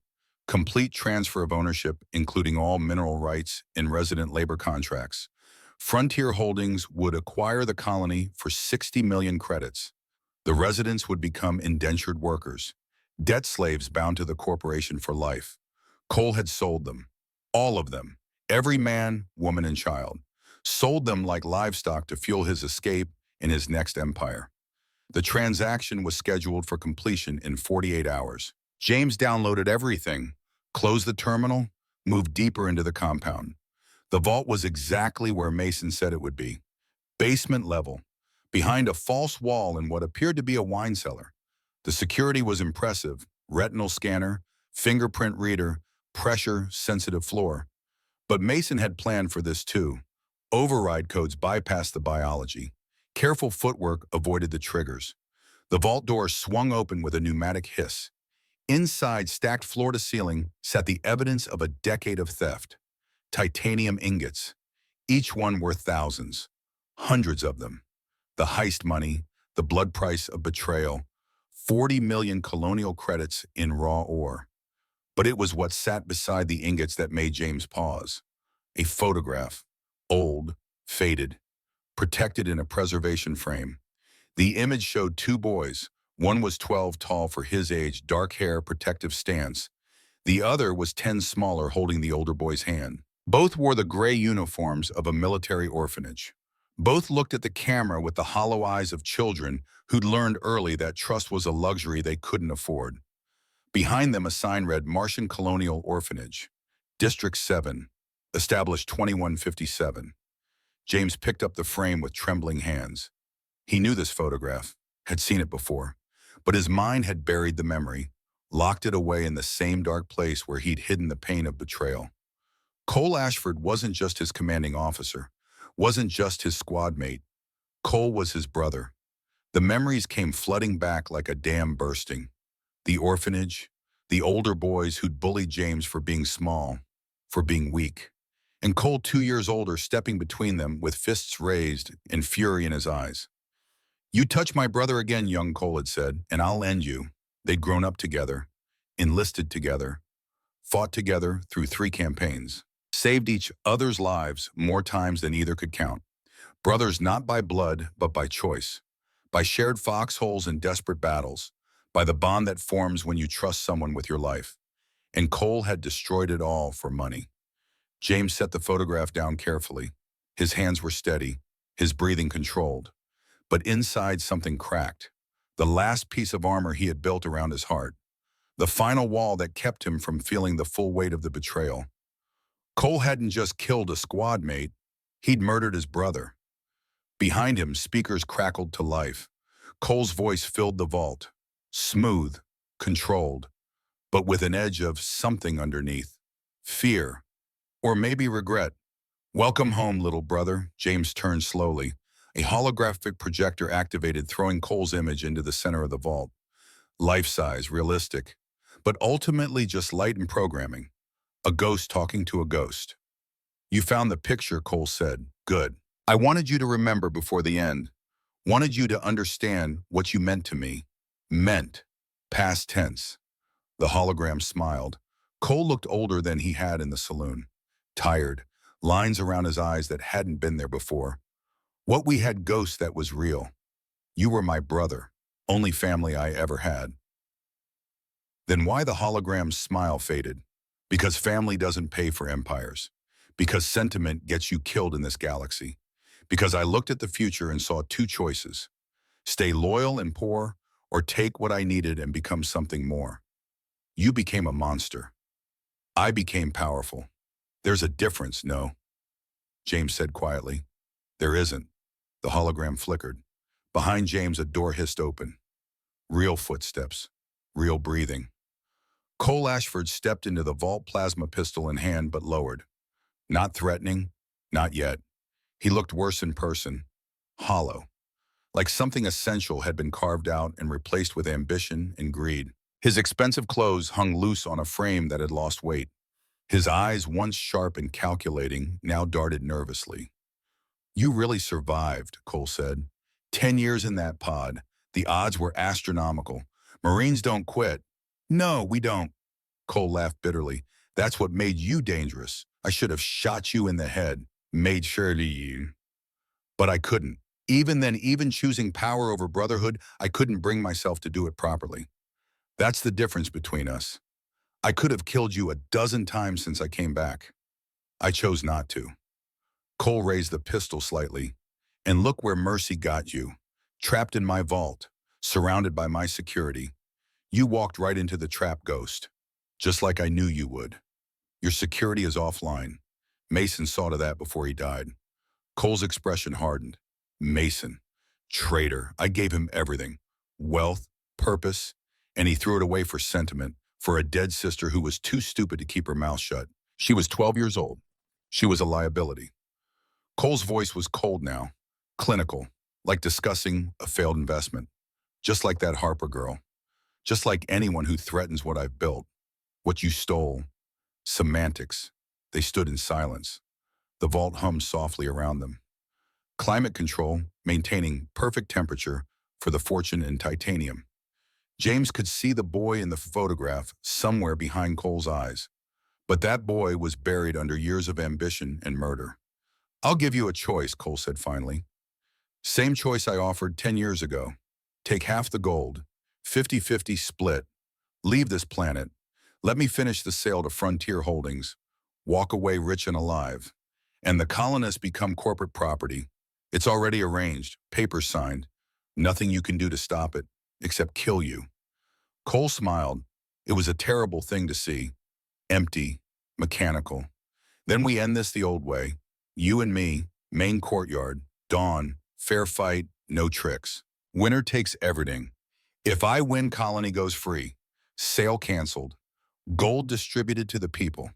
My men stand down, and if you win, I burn the Bennett place. Then I hunt down everyone who helped you, starting with that boy, make him watch his mother die, then let him live with the memory. James felt rage ignite in his chest.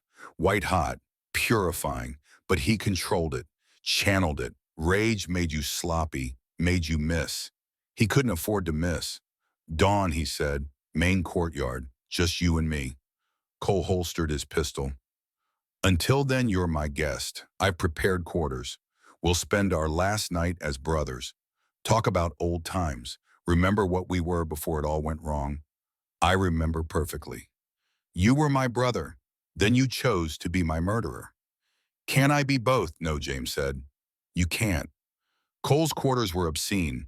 Imported furniture, earth vintage wine, windows overlooking the colony like a king surveying his subjects. James sat in a chair that cost more than most colonists made in a year and watched his brother pour drinks.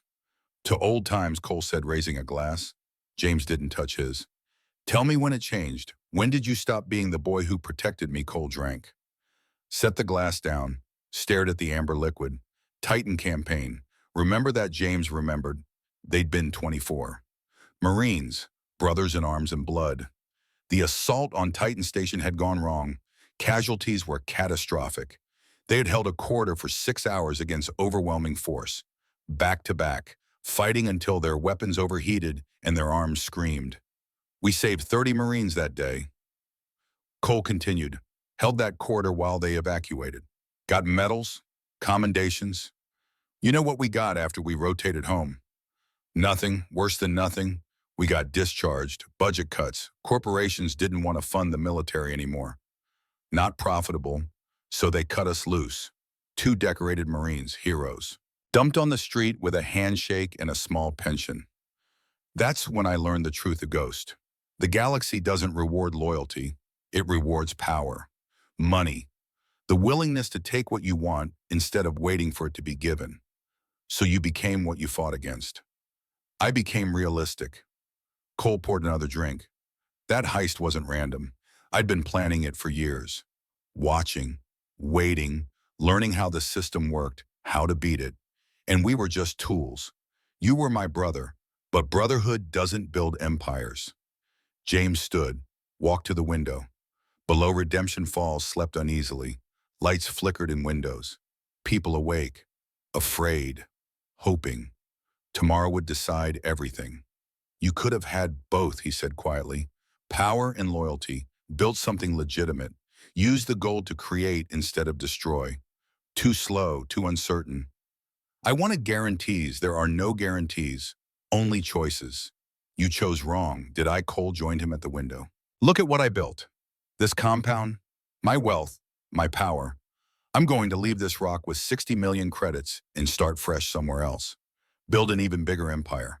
What did your loyalty get you? 10 years floating dead in space. I survived. You're already dead. Just don't know it yet. Cole turned away. Get some rest, brother. Dawn comes early, and only one of us sees sunset.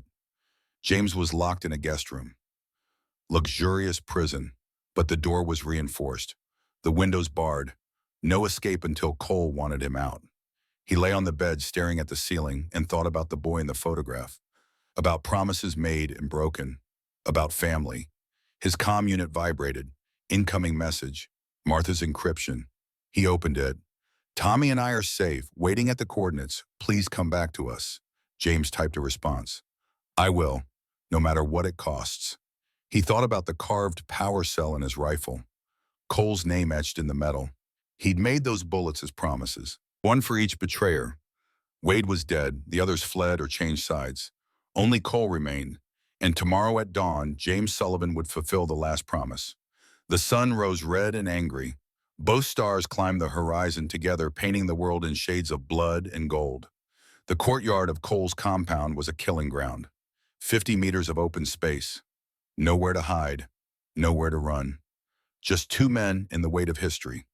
The colonists gathered at the perimeter fence. They weren't supposed to be there.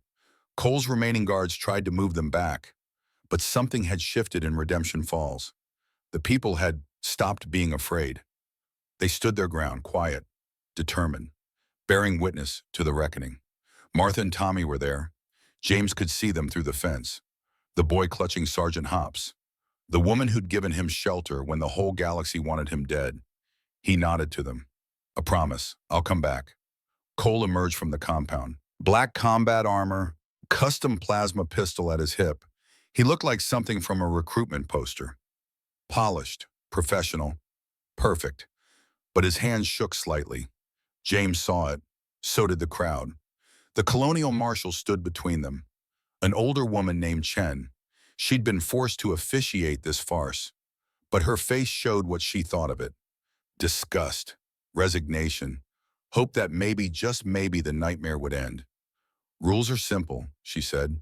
Her voice carried across the courtyard. Countdown from 10. At 0 you draw. Clean kill. No maiming. Winner leaves alive. James and Cole stood 50 meters apart. The distance felt infinite and intimate at once. All the years, all the battles, all the brotherhood, reduced to this moment. Are you ready, Marshal Chen asked. James nodded. Cole smiled, that terrible empty smile. Born ready, little brother. Then the countdown began. 10. James breathed deep, centered himself. The rifle on his back felt heavier than it should. The pistol at his hip was an old M1911, ballistic, antique. The weapon he'd qualified with in basic training, the gun that had never failed him. 9. Cole's hand hovered near his plasma pistol, state-of-the-art, expensive, fast. But speed meant nothing without accuracy, and accuracy required calm. Cole was many things, but calm wasn't one of them. Not anymore. 8. The crowd held its breath. Someone's child whimpered. A mother shushed gently. The wind picked up, carrying red dust across the courtyard. It swirled between the two men like a living thing. 7. James thought about the orphanage, about Cole protecting him from bullies, about the promise they'd made to always have each other's backs, about how some promises died harder than others. 6. Cole's eye twitched, nervous tell. James had seen it before. In combat, in cards, when Cole was bluffing or afraid. He was both now. 5. Emily Harper's face flashed in James's mind. That gap-toothed smile. The stuffed rabbit on her grave. The promise he'd made to a dead child. No more innocent blood. 4. Mason Reed whispering through broken ribs. Semper Fi. Always faithful, dying to give James the tools to win, buying victory with his life. 3. Tommy's voice. Please come back. A boy who'd lost one father already, who needed someone to show him that good men still existed, that standing up mattered. 2. Martha's steady gaze, the woman who'd reminded him that strength wasn't just about fighting, it was about building, creating, protecting what mattered. 1. Cole Ashford's face.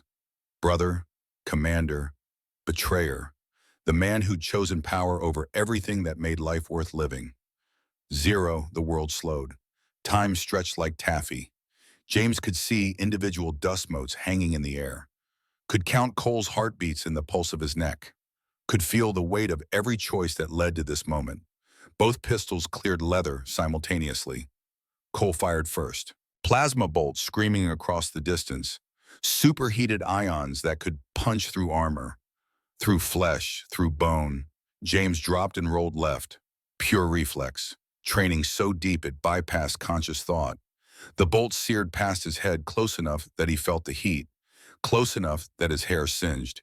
It impacted the wall behind him with a crack like thunder.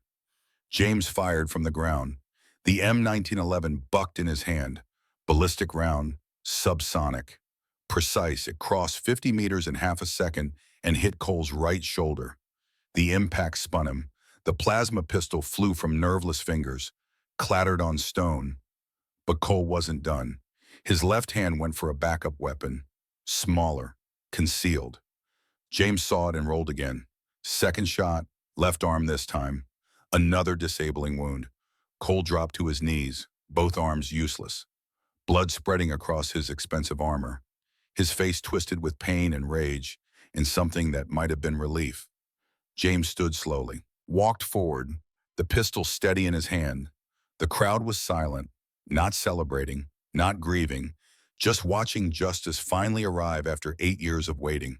He stopped 3 meters from Cole, close enough to see the fear in his brother's eyes, close enough to see the boy from the orphanage buried under the monster he had become.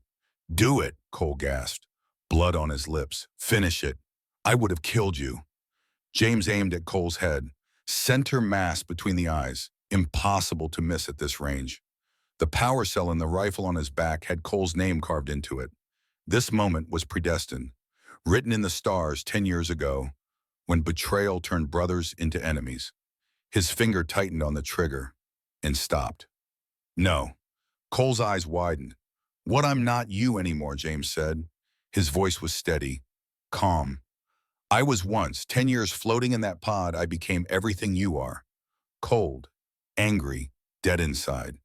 But these people," he gestured to the crowd, "they reminded me why we wore the uniform. To protect, not to dominate." Cole shook his head, desperate. "No, you have to. I'll never stop. I'll rebuild. Come back. Kill everyone you care about." "Maybe," James lowered the pistol. "But that's the difference between us. I choose to believe people can change. That redemption is possible. Even for you." He turned to the crowd. "To Marshall Chen." "What's his sentence?" Widow Gray stepped forward. 75 years old, spine straight, eyes clear, life in prison. Hard labor. He'll spend his years rebuilding what he destroyed." Others agreed, voices rising. "Not execution. Justice. Make him live with what he did. Make him work to repair the damage." Marshall Chen nodded. "Colonial law permits citizen judgment in cases of tyranny." Cole Ashford, "You're sentenced to life imprisonment. Hard labor. Stage seized and distributed to your victims." Cole stared at James. Broken. Disbelieving.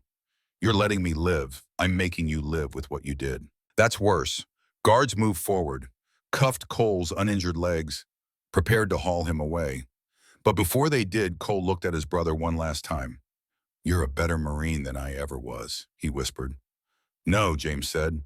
"I just remembered what it meant." They took Cole away, dragged him toward the holding cells where he'd killed Mason. Poetic justice. The crowd parted silently, letting him pass, seeing him not as a tyrant, but as a broken man who'd lost everything that mattered. The compound doors opened. Automated defenses powered down permanently. The vault unsealed. 40 million credits in titanium ore. Blood money, stolen wealth. Now it belonged to the people it was stolen from. James holstered his pistol and walked toward the fence, toward Martha and Tommy. The boy broke free and ran to him, hugged him fierce and desperate. "You came back. Told you I would." Martha approached more slowly. Her eyes were wet. "You could have killed him. Should have." "He's already dead," James said quietly. "He just has to figure that out himself." 1 week later, the colony transformed. The trial was swift. Colonial law was clear on tyranny. Cole Ashford was found guilty on 43 counts. Murder, extortion, conspiracy, attempted human trafficking. The evidence Mason had gathered was damning. The files James recovered were conclusive. Life in prison, hard labor, rebuilding the very structures he'd destroyed. Fitting punishment for a man who valued power over everything. The gold was distributed. Each family received their share. 50,000 credits per household. Enough to rebuild, to start businesses, to send children to school, to hope again. Martha used her share to rebuild the mill, hired workers, created jobs. Tommy watched his mother transform from survivor to leader. Learning, growing, James stayed. That was the key difference. He didn't ride into the sunset like some mythical gunslinger. He stayed and did the hard work, the boring work, the work that actually mattered. He organized a community defense force, taught tactics, strategy, but more importantly, he taught restraint, discipline, the difference between being dangerous and being a danger. Tommy was his first student. The boy learned to shoot, to fight, but he also learned when not to, when to walk away, when mercy mattered more than victory. "You're not training him to be a soldier," Martha observed one evening. They were sitting on the porch of her rebuilt home, watching the twin suns set. "No, I'm training him to be a citizen who can defend himself." There's a difference, she leaned against him. Comfortable, intimate. Their relationship had grown slowly, naturally, from respect to friendship to something deeper. Nothing rushed, nothing forced, just two people who'd survived hell and found comfort in each other. 3 months after Cole's imprisonment, Sheriff Cade Weston arrived.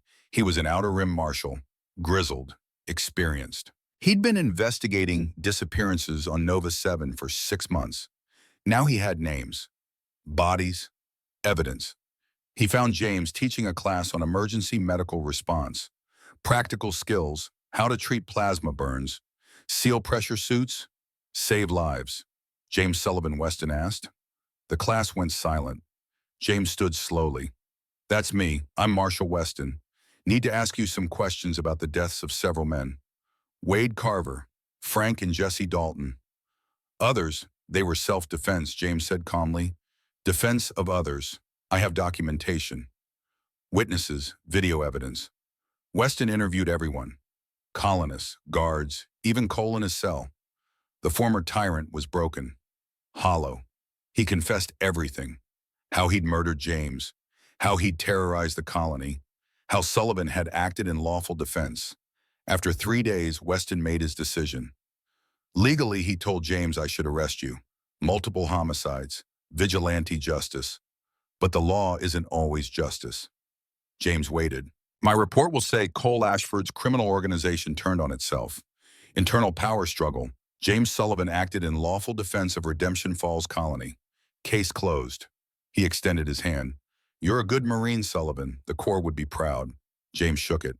"Thank you, Marshal." Weston left, and James continued building. The year was 2192. Redemption Falls thrived. New buildings rose where old ones had crumbled. The fusion plant operated at full capacity under Martha's expert management. The spaceport expanded.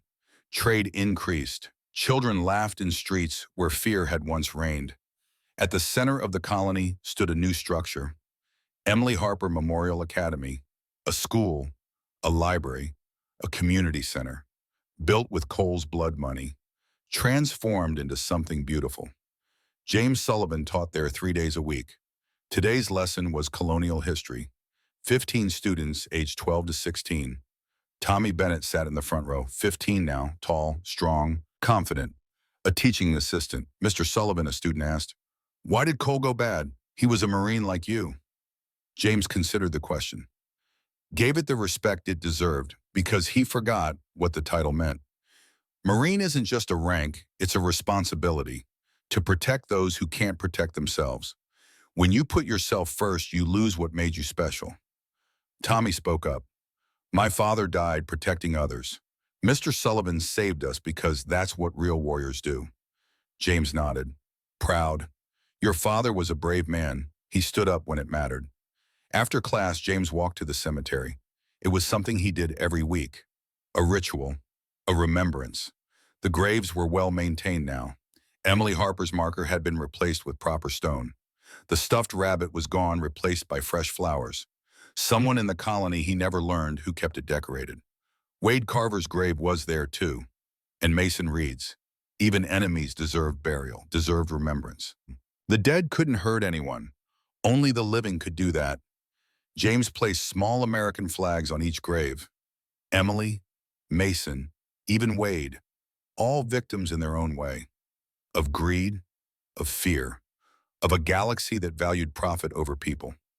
Behind him, footsteps approached. Martha and Tommy. They'd married 2 years ago. Small ceremony, just friends and neighbors. Tommy had asked James to give Martha away. The honor had made him cry. First time in years, you thinking about leaving, Martha asked. She always knew his moods. Never, this is home. Tommy, taller than his mother, now grinned. Good, because I got accepted to Colonial Guard Academy. James felt pride surge through his chest. That's incredible. When do you start? 6 months. But I wanted to ask, will you come to graduation? Wouldn't miss it. Semper Fi. Semper Fi, Dad. The word hung in the air. Dad. Tommy had started using it a year ago. Casual, natural, like it had always been that way. James had never asked for it, never expected it. But hearing it filled something inside him he hadn't known was empty. They walked home together. Home. The word meant something now. Meant Martha's rebuilt house on the ridge. Meant Tommy's room full of engineering projects. Meant family dinners and quiet evenings in the comfortable silence of people who knew each other completely. That night, James stood on the porch watching the stars. The same stars that had watched him drift for 10 years. Cold, alone, dead. But he wasn't dead anymore. Wasn't alone. Wasn't cold. He pulled Sergeant Hops from his pocket. The stuffed rabbit was worn now. Loved. Tommy had given it to him 5 years ago for luck. James had kept it through everything. The battles, the blood, the victory. You did good, he told the rabbit. Kept me safe. Kept me human. Martha joined him, slipped her hand into his. What are you thinking about the future? For the first time in 20 years, I have one. What does it look like teaching, building, watching Tommy grow up? Maybe more kids someday. Ours, she smiled. I'd like that. Inside, Tommy was working on a school project, building a model fusion reactor, getting the details perfect, learning from his mother, carrying on the legacy of building things instead of destroying them. James thought about Cole, locked in a cell, working hard labor, paying his debt one day at a time. Some days James visited him. They talked, not as brothers, not anymore, but as two men trying to understand how they'd arrived at such different places. Cole was changing, slowly, painfully, learning that wealth without purpose was empty, that power without responsibility was tyranny, that family mattered more than empires. Maybe he'd find redemption, maybe not. But he was trying. That had to count for something. A news broadcast played on the hollow screen inside. Colonial News Network, covering Redemption Falls' economic miracle. How a colony on the edge of collapse had transformed into a model community. The reporter interviewed Martha about the fusion plant expansion, interviewed Widow Grace about the community programs, and finally interviewed James. Do you miss the old days? The reporter asked. The action. The fighting, not for a second, James said. The best part of my life is knowing kids here will never have to fight like I did. What's your advice for other colonies facing similar problems? Stand up, together. One person can make a difference, but a community can change everything. The broadcast ended. James turned off the screen. The words felt hollow, performative, but they were true. He'd made a difference, not by killing tyrants, though that helped, but by staying, by building, by showing people that courage wasn't just about fighting. It was about getting up every day and choosing to make things better. 10 years after James Sullivan returned from the void, Redemption Falls celebrated its 50th anniversary. The colony had grown, 20,000 residents now, 3 times what it had been under Cole's rule. The titanium mines operated under worker ownership. Profits shared, lives improved. Tommy Bennett graduated from Colonial Guard Academy, top of his class, commissioned as a lieutenant, following in the footsteps of the man who'd saved his family and taught him what courage meant. James and Martha stood in the crowd, watching their son receive his commission, Pride and fear mixed in equal measure. Pride at what he'd become. Fear at where he might be sent, what he might face. But that was the price of letting people grow. You had to let them walk their own path, make their own choices, even when it terrified you. After the ceremony, Tommy found them. Dress uniform perfect, bearing proud, everything a Marine should be. "What did I tell you?" James said. "You'd make a fine officer. Learn from the best." They embraced, father and son, not by blood, by choice, by the bonds forged in hardship and maintained through love. That evening, the colony held a celebration. Music, food, dancing, joy.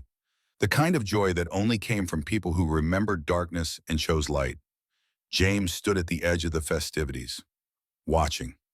Widow Grace approached. She was 85 now, still sharp, still strong. "You did good, Marine. We did good, all of us." She squeezed his arm. "My husband would have liked you, would have said you're what the Corps is supposed to produce, not killers, protectors." "Thank you, ma'am." She wandered off to dance with someone's grandfather. James smiled. Life continued. People loved, died, were born, the great cycle. And for once he was part of it, not watching from the outside, not drifting alone, part of something bigger. Martha found him, pulled him to the dance floor despite his protests. They swayed to old earth music, something about blue skies and sunshine, optimistic, hopeful. "Happy?" she asked. "Yeah, I really am. Good. Because I have news." James raised an eyebrow. "I'm pregnant." The words hit him like a physical force. Pregnant. A baby. Their baby.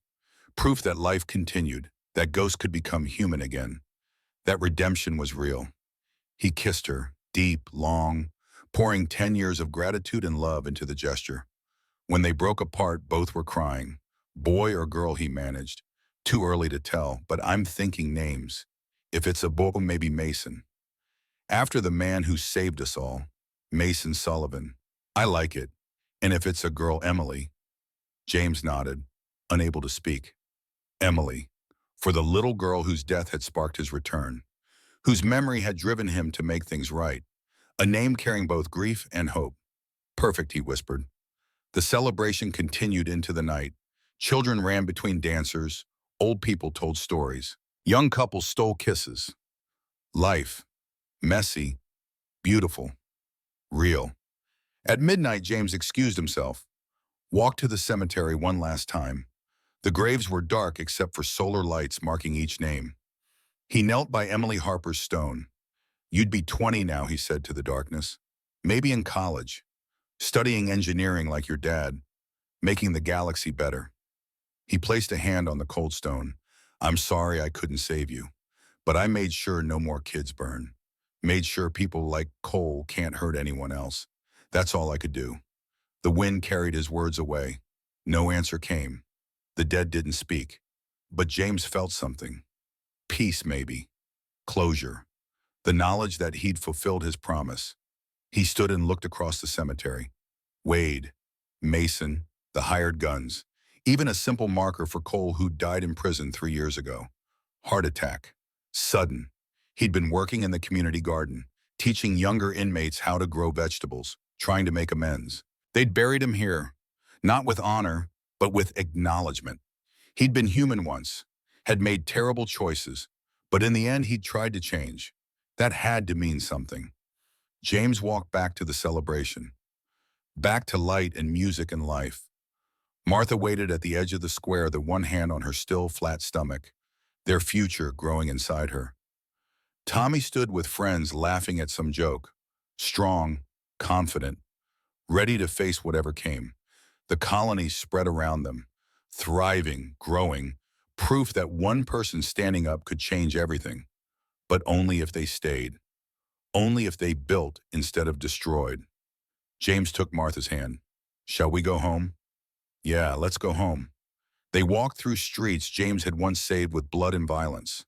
Streets that now knew peace, knew prosperity, knew hope. And as they walked, he thought about the boy in the orphanage, the Marine in the wars, the ghost in the void, the man who came back. All of them led here, to this moment, to this life. He'd spent 10 years dead, another 10 running. But here on this colony with these people, he'd found something he thought he'd lost forever. Purpose, family, home. The war was over, the ghosts were at rest, and for the first time in 30 years, James Sullivan was at peace. Not because he'd won, but because he'd chosen to build something that would outlast him. A legacy not of violence, but of service, of protection, of standing between good people and bad times. That night he dreamed of the stars, but not the cold, empty stars he drifted among.